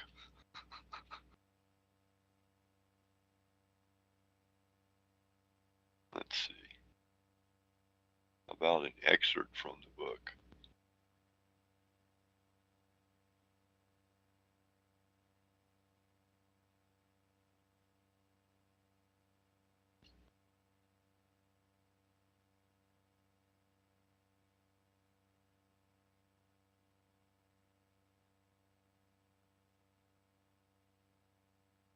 Alas, my friend, consider thee thus, when the sainted soul, known as ye, as Patrick, did so lead them peoples to follow the teachings of the Pope. Him sainted self he did inspire an uprising, which followed into a purging of the ancient faith. As such itself, mind ye, had to, for 10,000 generations, been represented by the ever-connecting, self-entwining snake. Don't you know? As such, the story tells us Patrick drove the snake out of ire, and it might seem that he did. But ye do be understanding, Aaron the older, the wiser than Patrick, and Aaron never shall pass. There you go. Little Irish brogue roar.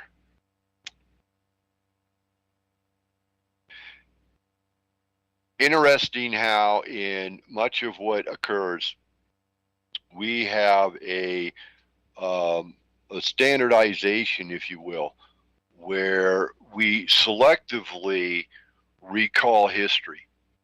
And the architects of that which is given down generation to generation influence that information on an ongoing basis. So the story is made to end so that the last teller of the story looked good. And this has been the purpose ever since.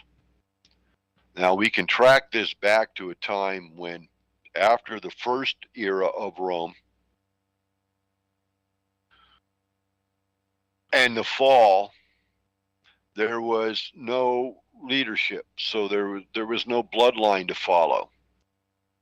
And consequently, the Empire of Rome, the first Empire of Rome, collapsed. Then there was a period of gets sketchy, but kind of like 100 years. And in the meantime, another individual comes up and he says, I am the sole heir and bloodline to that. Okay. And so I am going to bring us into the new age of Rome, and I'm going to rebuild the empire, and you're going to be my lords because you're the landholders around the area. And we're all going to work together and we're going to build this thing. And eventually, what started out as a sort of committee of growth and development ended up being the moderator, became the king, the emperor. And so we built our United States is built very much on their design of a Senate, and the way that there was supposed to be the representation of the people from the various regions and areas to gather together and each put their opinion in before a common decision was made on behalf of the whole. In that time frame, we know, because there's documentation to back it up, that this ruler, this rising power horde, okay, literally had people destroy all the records and documents that existed and recreate an entire history that was fabricated that gave him the right to claim the throne as a divine entity. And he pulled it off, and it lasted for another 400 years. But you see, his story is entirely fabricated. None of it was right. He had no claim. There was another approach. He was power hungry. He wanted to be king, emperor, ruler of the world. He wasn't the first, he wasn't the last.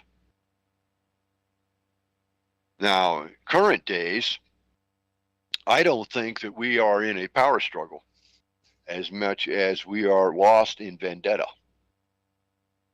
See, what seems to be driving our society today is vengeance.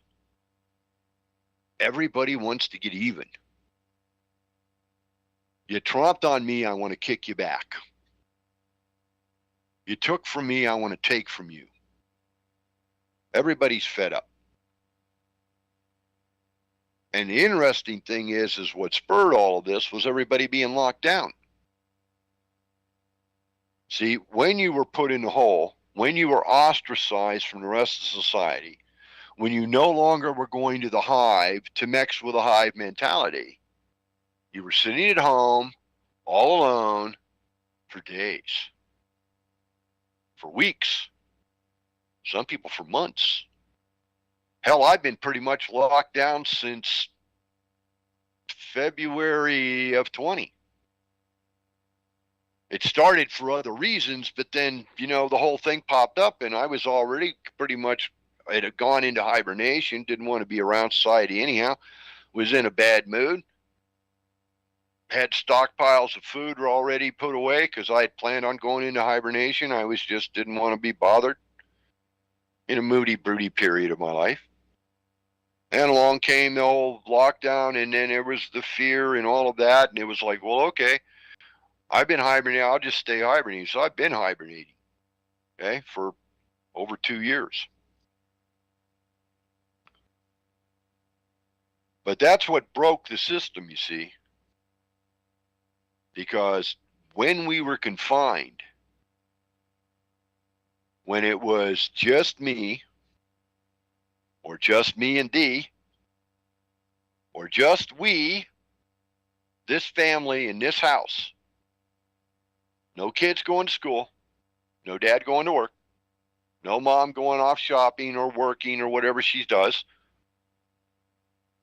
Everybody's home all the time. And locked in a cave, we are going to start getting gnarly with one another. It's a given reality. The people who designed the system know this. They've had plenty of time to study it, understand it, know exactly how to implement it, know exactly how to manage it on the out when it comes out the other end. Got it down. Science. Think about science is interesting. See, the very premise of science is to challenge everything we know. The whole concept is there because the water rolls this way. So we're going to have a science that figures out if the water can roll a different way, and why is it the water wants to roll this way? Science. And somebody comes along and says, oh, so you say this is that by this or that. And I've just came up with a way to prove you wrong. Science. I went to school for a lot of years. I got a lot of education. I play around in laboratories all the time. I study this, I study that. I've got degrees out the yin-yang.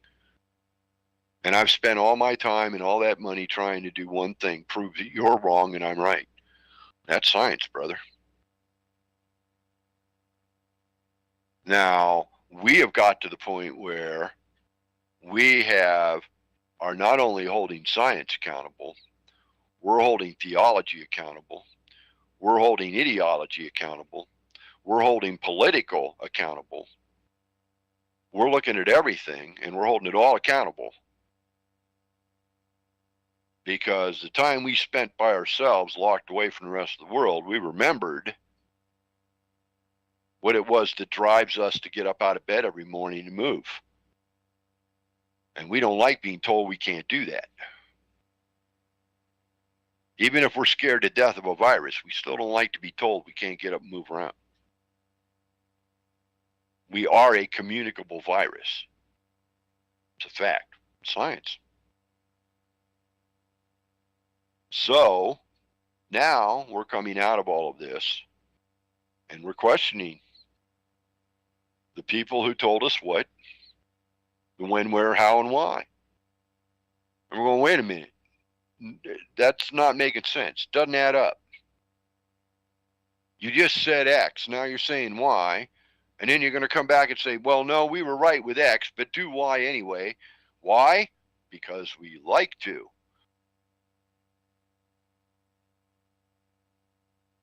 You won't owe anything. You won't own anything. You'll be happy. Uncle Joe said so. That's the goal and that's the agenda.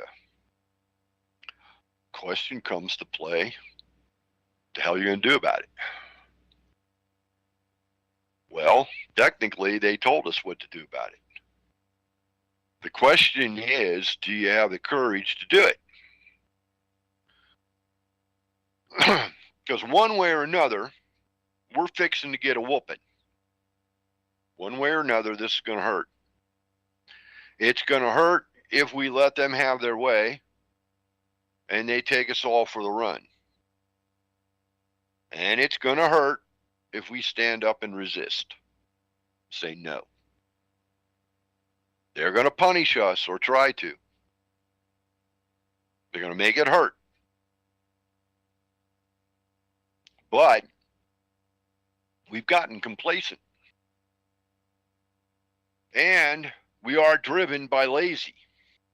It's a bad habit, being lazy.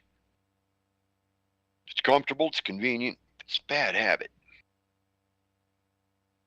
See, because someday you're going to find out that you're all this and that is lost. And you're weak, and you're incapable, and you're going to be damn glad that you spent the time building something to sustain yourself when you got to this point, so that you didn't have to suffer through this part of your life. That's reality. Now, some of us seem to be under the impression that somebody else should take care of us. Yeah. Sounds good. But who's taking care of them?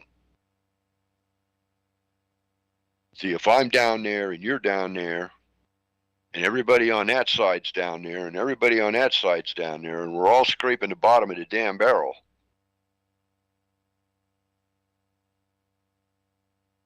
Who's going to provide for who?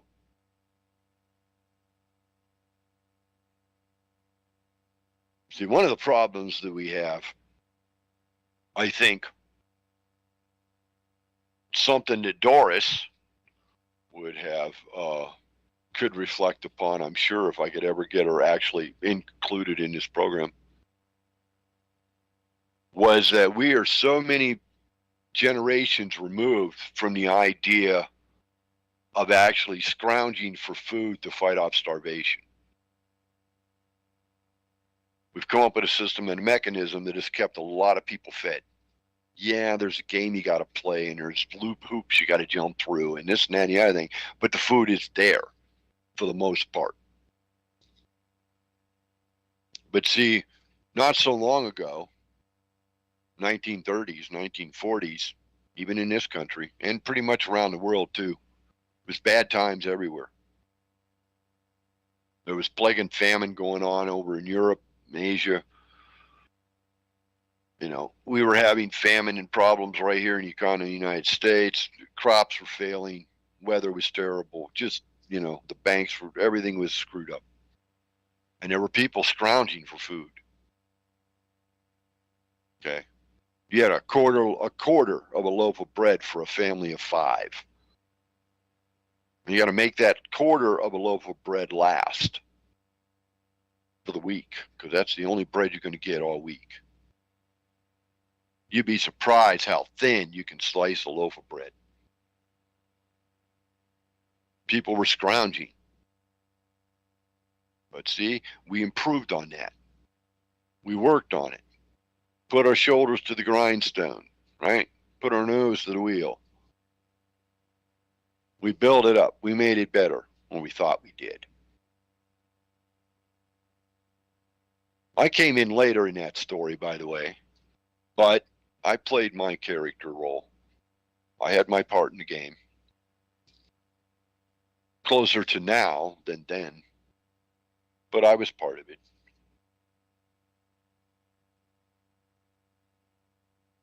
And we got lazy. Heard somebody say the other day, all the innovation in the last 50 years has had one common note attached to it: to make life easier for man. Easier. Meaning, I can spend more time sitting on my fat ass playing video games on my iPad, on my Apple iPhone. Well, I'm supposed to be doing other things because I don't have to do the other things because technology is going to do it for me. Alexa, call up and have them order and deliver me this. Thank you, Alexa. I'm going to play my games now. It's all about being lazy. And what's going to be interesting is those games are going to eventually become you're running a machine. And for those of you who aren't old enough, I strongly suggest you look it up on the internet, look it up on YouTube. Someplace it's got to be. You got to watch the Jetsons. You got to watch the TV series. It's a cartoon, okay? But all George does is get in his flying car and go sit in a flying cell in front of a console where every time an alarm goes off, he has to push one button. That's all he does all day. Push that one button. And then when his shift is up, he gets up and gets in his flying car and goes back home to his loving 1950s-ish family. Happy days in outer space. It's a great story. And that's what they want. See, you'll have a time, you'll sit at home in your cubicle, whatever that is assigned to you, and you'll have a console, and the console will come up, and for a certain period of time, you will be required to do something. And when you're done doing that, then you'll be free to go back and do whatever else you want to do to occupy your time. And what you'll be is one little tiny cog in a great big mechanism that keeps the machine running, to keep spitting out that stuff that comes in the replicator device that used to be the stove. And you're going to open up the door, and there's going to be something in there that looks like a glob of different colored junk, and that's going to be the food you eat. And you don't want to ask where it comes from. But I question if the introduction of such isn't a product, and I challenge you, and I don't mean anything by this, so for the company, you've probably got a very good product. I don't argue the point. But there's a product out there right now that's advertised called Nature's Bounty, which it's the whole thing that it's propagating is that it has all the elements of the fresh fruits, all the vitamins and nutrients and everything in fresh fruit is all compressed and powdered in these capsules. And in this other version, they have the vegetables.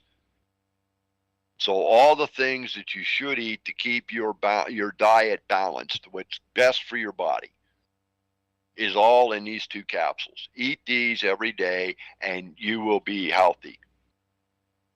And pretty soon they'll say, and here's the protein capsule, and you don't need to go to the grocery store anymore. Just by Nature's Bounty. And is that Soylent Green? Is that the beginning of a neutralized protein source that comes in a whatever form or function that's palatable and pleasant to the eye and good to the mouth? You know, the taste and substance, texture, etc., whatever they deem is most desirable. Okay, so like eating ice cream all the time with all the proteins and nutrients you need. You never have to do anything but eat ice cream. And that way, see, they don't need beef cattle anymore, and they don't need all this stuff. They don't need to spend all these resources on Walmarts and Kmarts and food banks and this and that and the other thing, right? Because we can all just have the same thing to eat and be happy. We won't owe anything. We won't own anything. We'll have everything we need. We'll be happy. Why wouldn't we want this? Why don't we want this? What is it about that scares us so much? The idea that our life would have no function or purpose other than the fact that we'd be a breathing sack of meat. And by then meat would be outlawed, so technically we'd be outlaws. Only allowed to live as long as we do what they say and don't make waves. We get to live in the quarter that we live in. This is where we are. This is where we're going to be. Our children will grow up. We'll be told how many we can have, and they will reside where we reside, and then in time they will simply fall in and become that class. See, we're going back to class mentality. We're going back to the very thing that we civilized people fought against 600 years ago. And there was this class that you were born in. If you were born a peasant, then you were a peasant. If you were born a nobleman, then you were born a nobleman. If you were born a laborer, or you were born an artisan.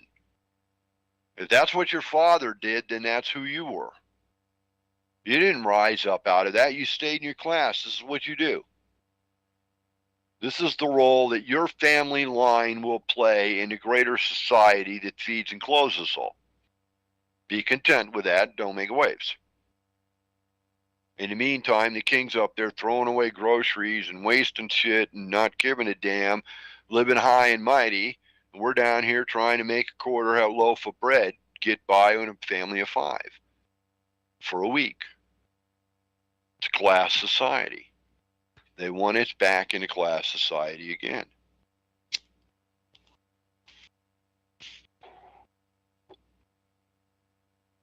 And part of doing that is to overthrow the population of this country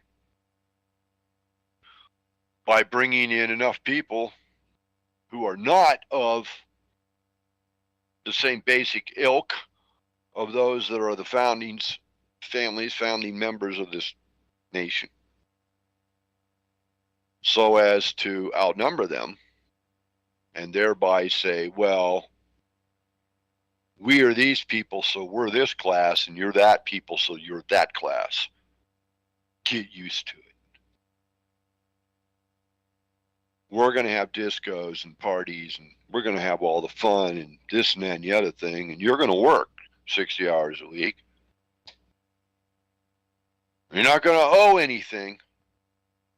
Not going to own anything. You're going to be happy. Just stay right there. You'll get what you need. You won't need any more. We've decided. We know what's good for you. We know what you need.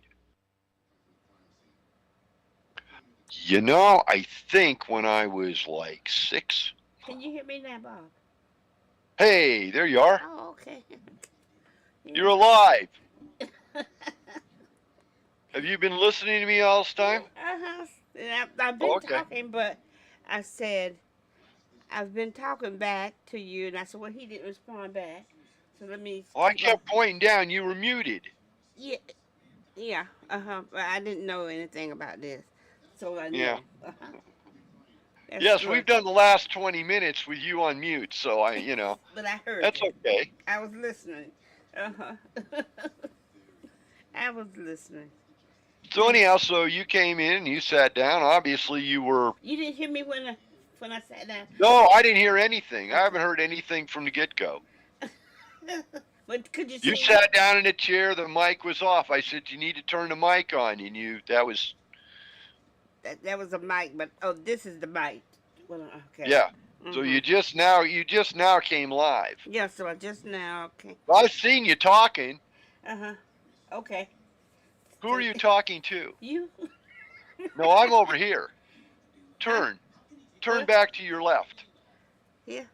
There I am. I'm here. Oh, well, see, I looked at all these screens. And... Yeah, no, and I do that too. See, I've got one right over here, which is a big screen, okay, and then I've got my laptop, which is right here in front of me, okay. So if I'm looking at you, I'm looking into the laptop. If I turn this way, I'm actually watching, but on a much bigger screen, I can see better. Yeah. And how did I get so dark? Why am I so dark?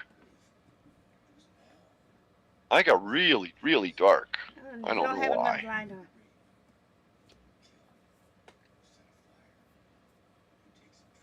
I don't understand why I got so dark.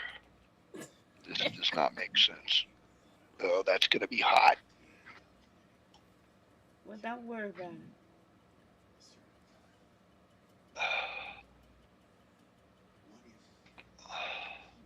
I lost the daylight. Yeah. Has a definite effect. I have a remember back in the 80s, there was a period where it got real fashionable that you should have like big plants in your living room. Yeah. Like big potted plant, be real tall, and then they had these little floor spotlights that you would get that would shine up on the plant, right? Yeah. Okay, that's what I've got over here. What kind do you have? That's this light right here, okay? Oh, you that's have one of those. And then I've got a desk lamp, which is a spotlight, which is actually hitting on the wall. I can point it at me, but that would be annoying. There has this one here, and then that little one there. And it's over the set. I got this other one I can kick on. Yeah. That helps. I've actually got a studio behind me, but it's on the wall over here, and there's track lighting up, spotlights up here. They're track lights for a green screen, so that I can set the camera up over here. This is a tripod here, so I can set a camera up here, and I can set a camera up right over here beside me, and I can shoot that set over there, and then do my own production. I have my own control systems and everything. I've got a whole. That's what this is all over here. Is the control center for television equipment.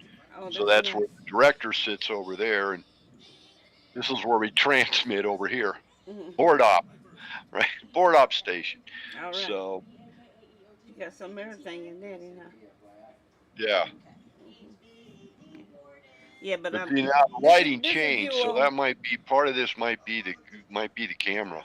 I Okay, shouldn't have probably done that with a cigarette lighter. but this That is probably bad. you over here, right?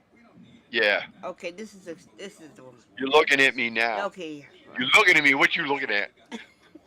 Hey, what you looking at? So that's you. Okay. Uh-huh.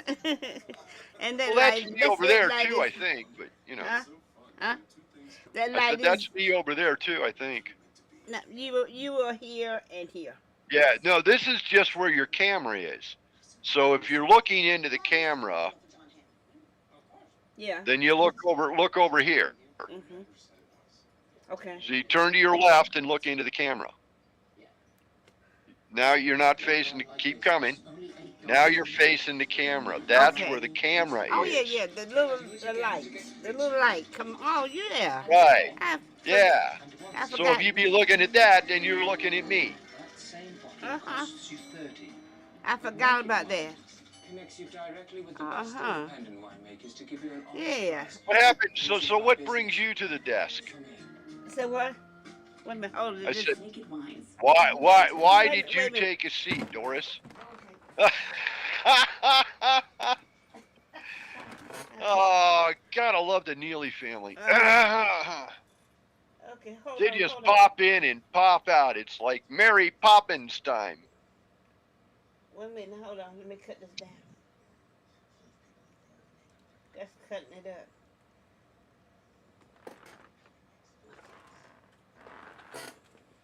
Okay, now you're here. Yes, ma'am. Woo. Now What's up, I Doris? won't have this problem next time. Okay. Mm-hmm. What's up? Oh, much of nothing. I won't have it. What's on your mind? What's on my mind? You sat down to talk about something? I sat down here to talk about you. Oh, Uh-huh. And then he told me so fast. He told me so fast.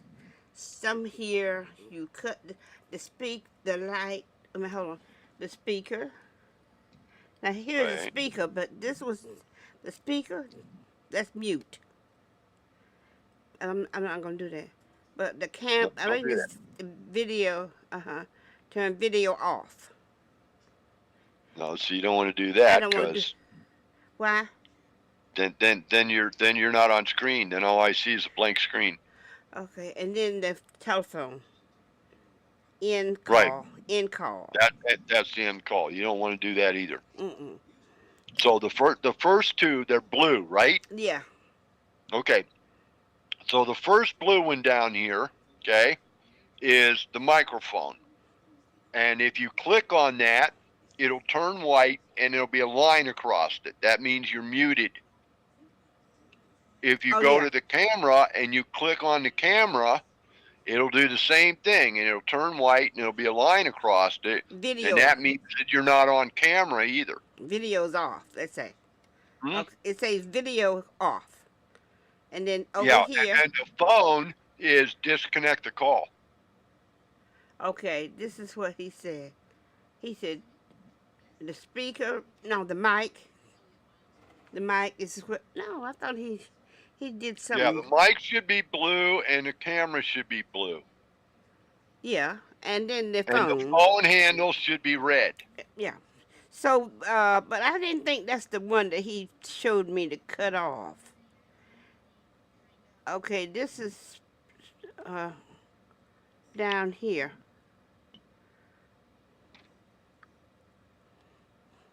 I don't know what he's got set up there.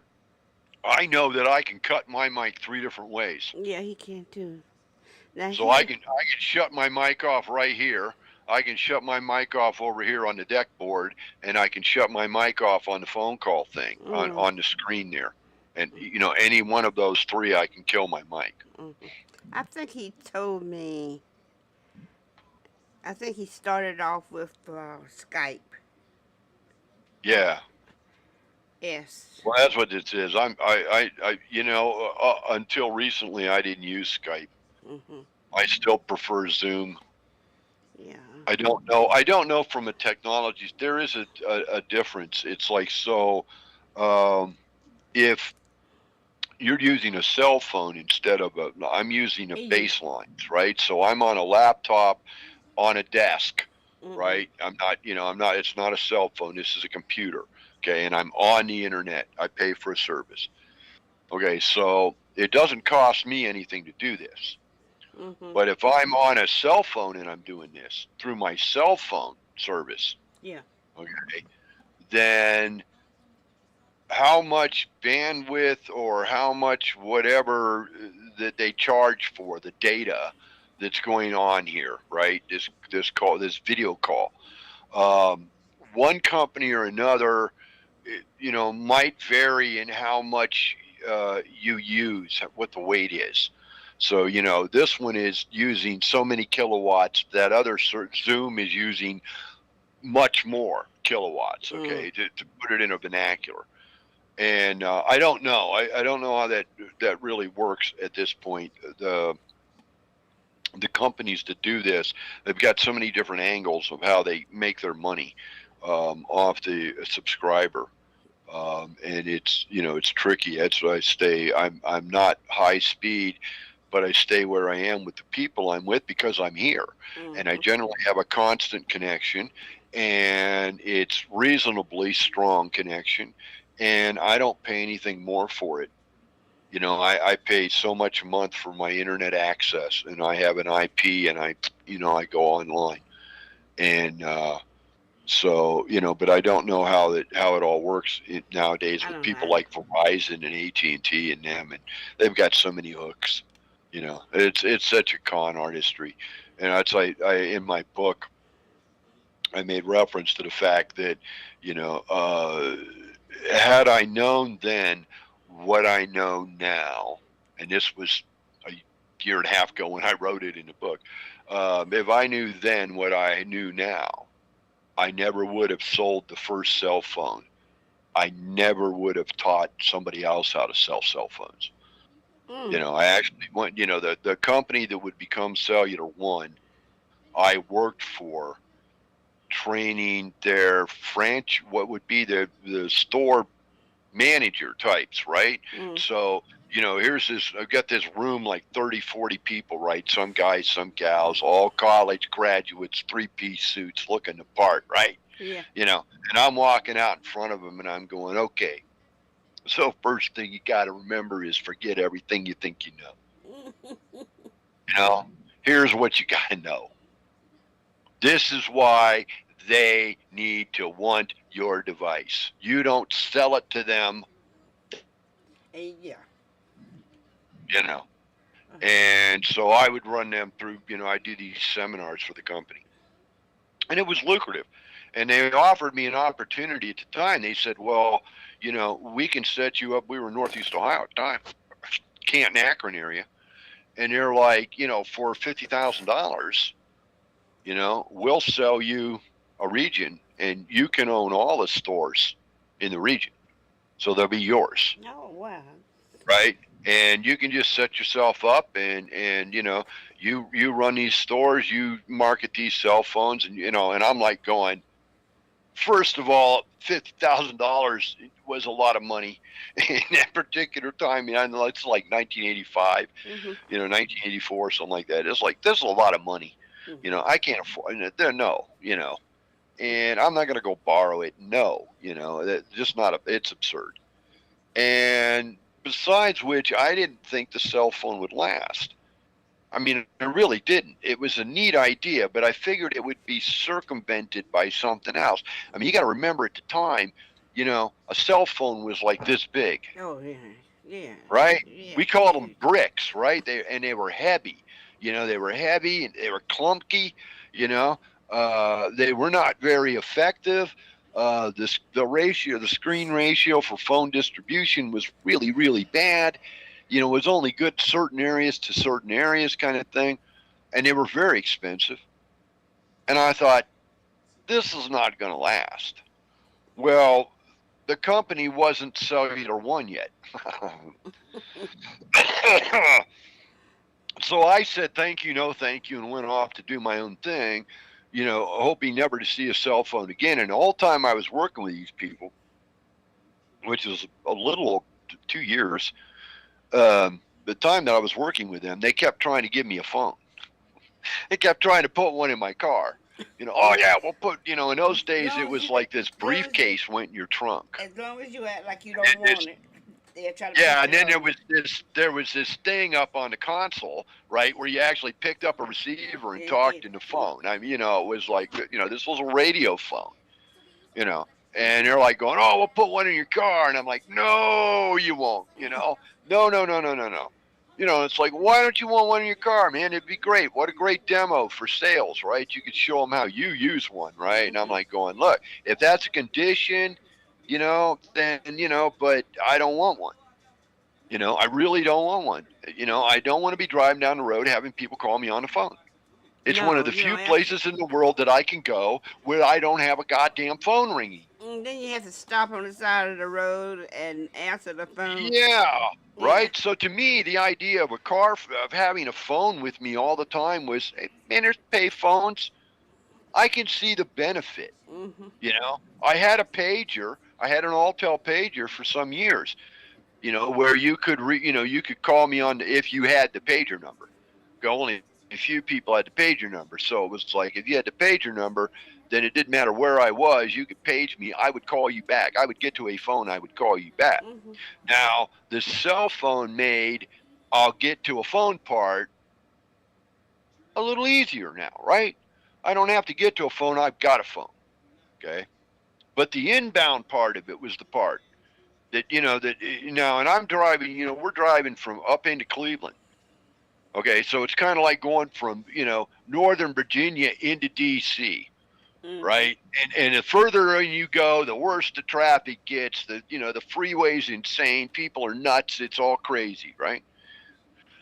Last thing I needed on that road going up to Cleveland through Akron was to have my phone ringing, and besides which it was quiet time. There was no wife, there was no kid, there was no business, there was no secretary, there was no phones ringing, there was no guys knocking on the door going, hey man, I want to sell you crap you don't want, and blah, blah, blah, none of that. I could sit in my car, man, and I could meditate, Who wants a damn phone in the bathroom? I don't want a phone in the bathroom, okay? That's ridiculous. That's insane. It's crude. It's rude. I've had people answer their damn cell phone, and I can hear them. Yeah. They're sitting on a damn toilet. That's ridiculous. And they're calling me on the phone. Hey, man, I thought it's like, click. Ridiculous, That is rude, man.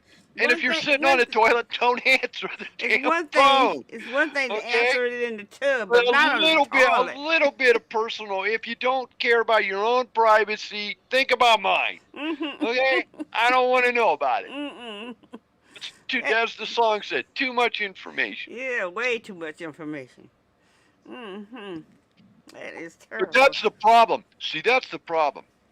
And you and I can both relate on this, and I know we can both agree on this without challenge, okay? The difference between then and now. When we were kids, we didn't know so much stuff, right? There were things going on. We were being amazed, okay? Yeah. These kids today have all of this information at their fingertips. Too much information. Okay? Any question they have to ask. Yeah. I don't have a question for you. Any idea that crosses their mind, they can type that into Google, man, and they can be all informed on that subject now. Did you see and there's no telling that the information that they got is straight, not biased. I told you shut the damn stream. Yeah, I didn't know how to. I told you what to do. You don't know how to do it? You're No. sitting there to sound stupid. I didn't know how to do it.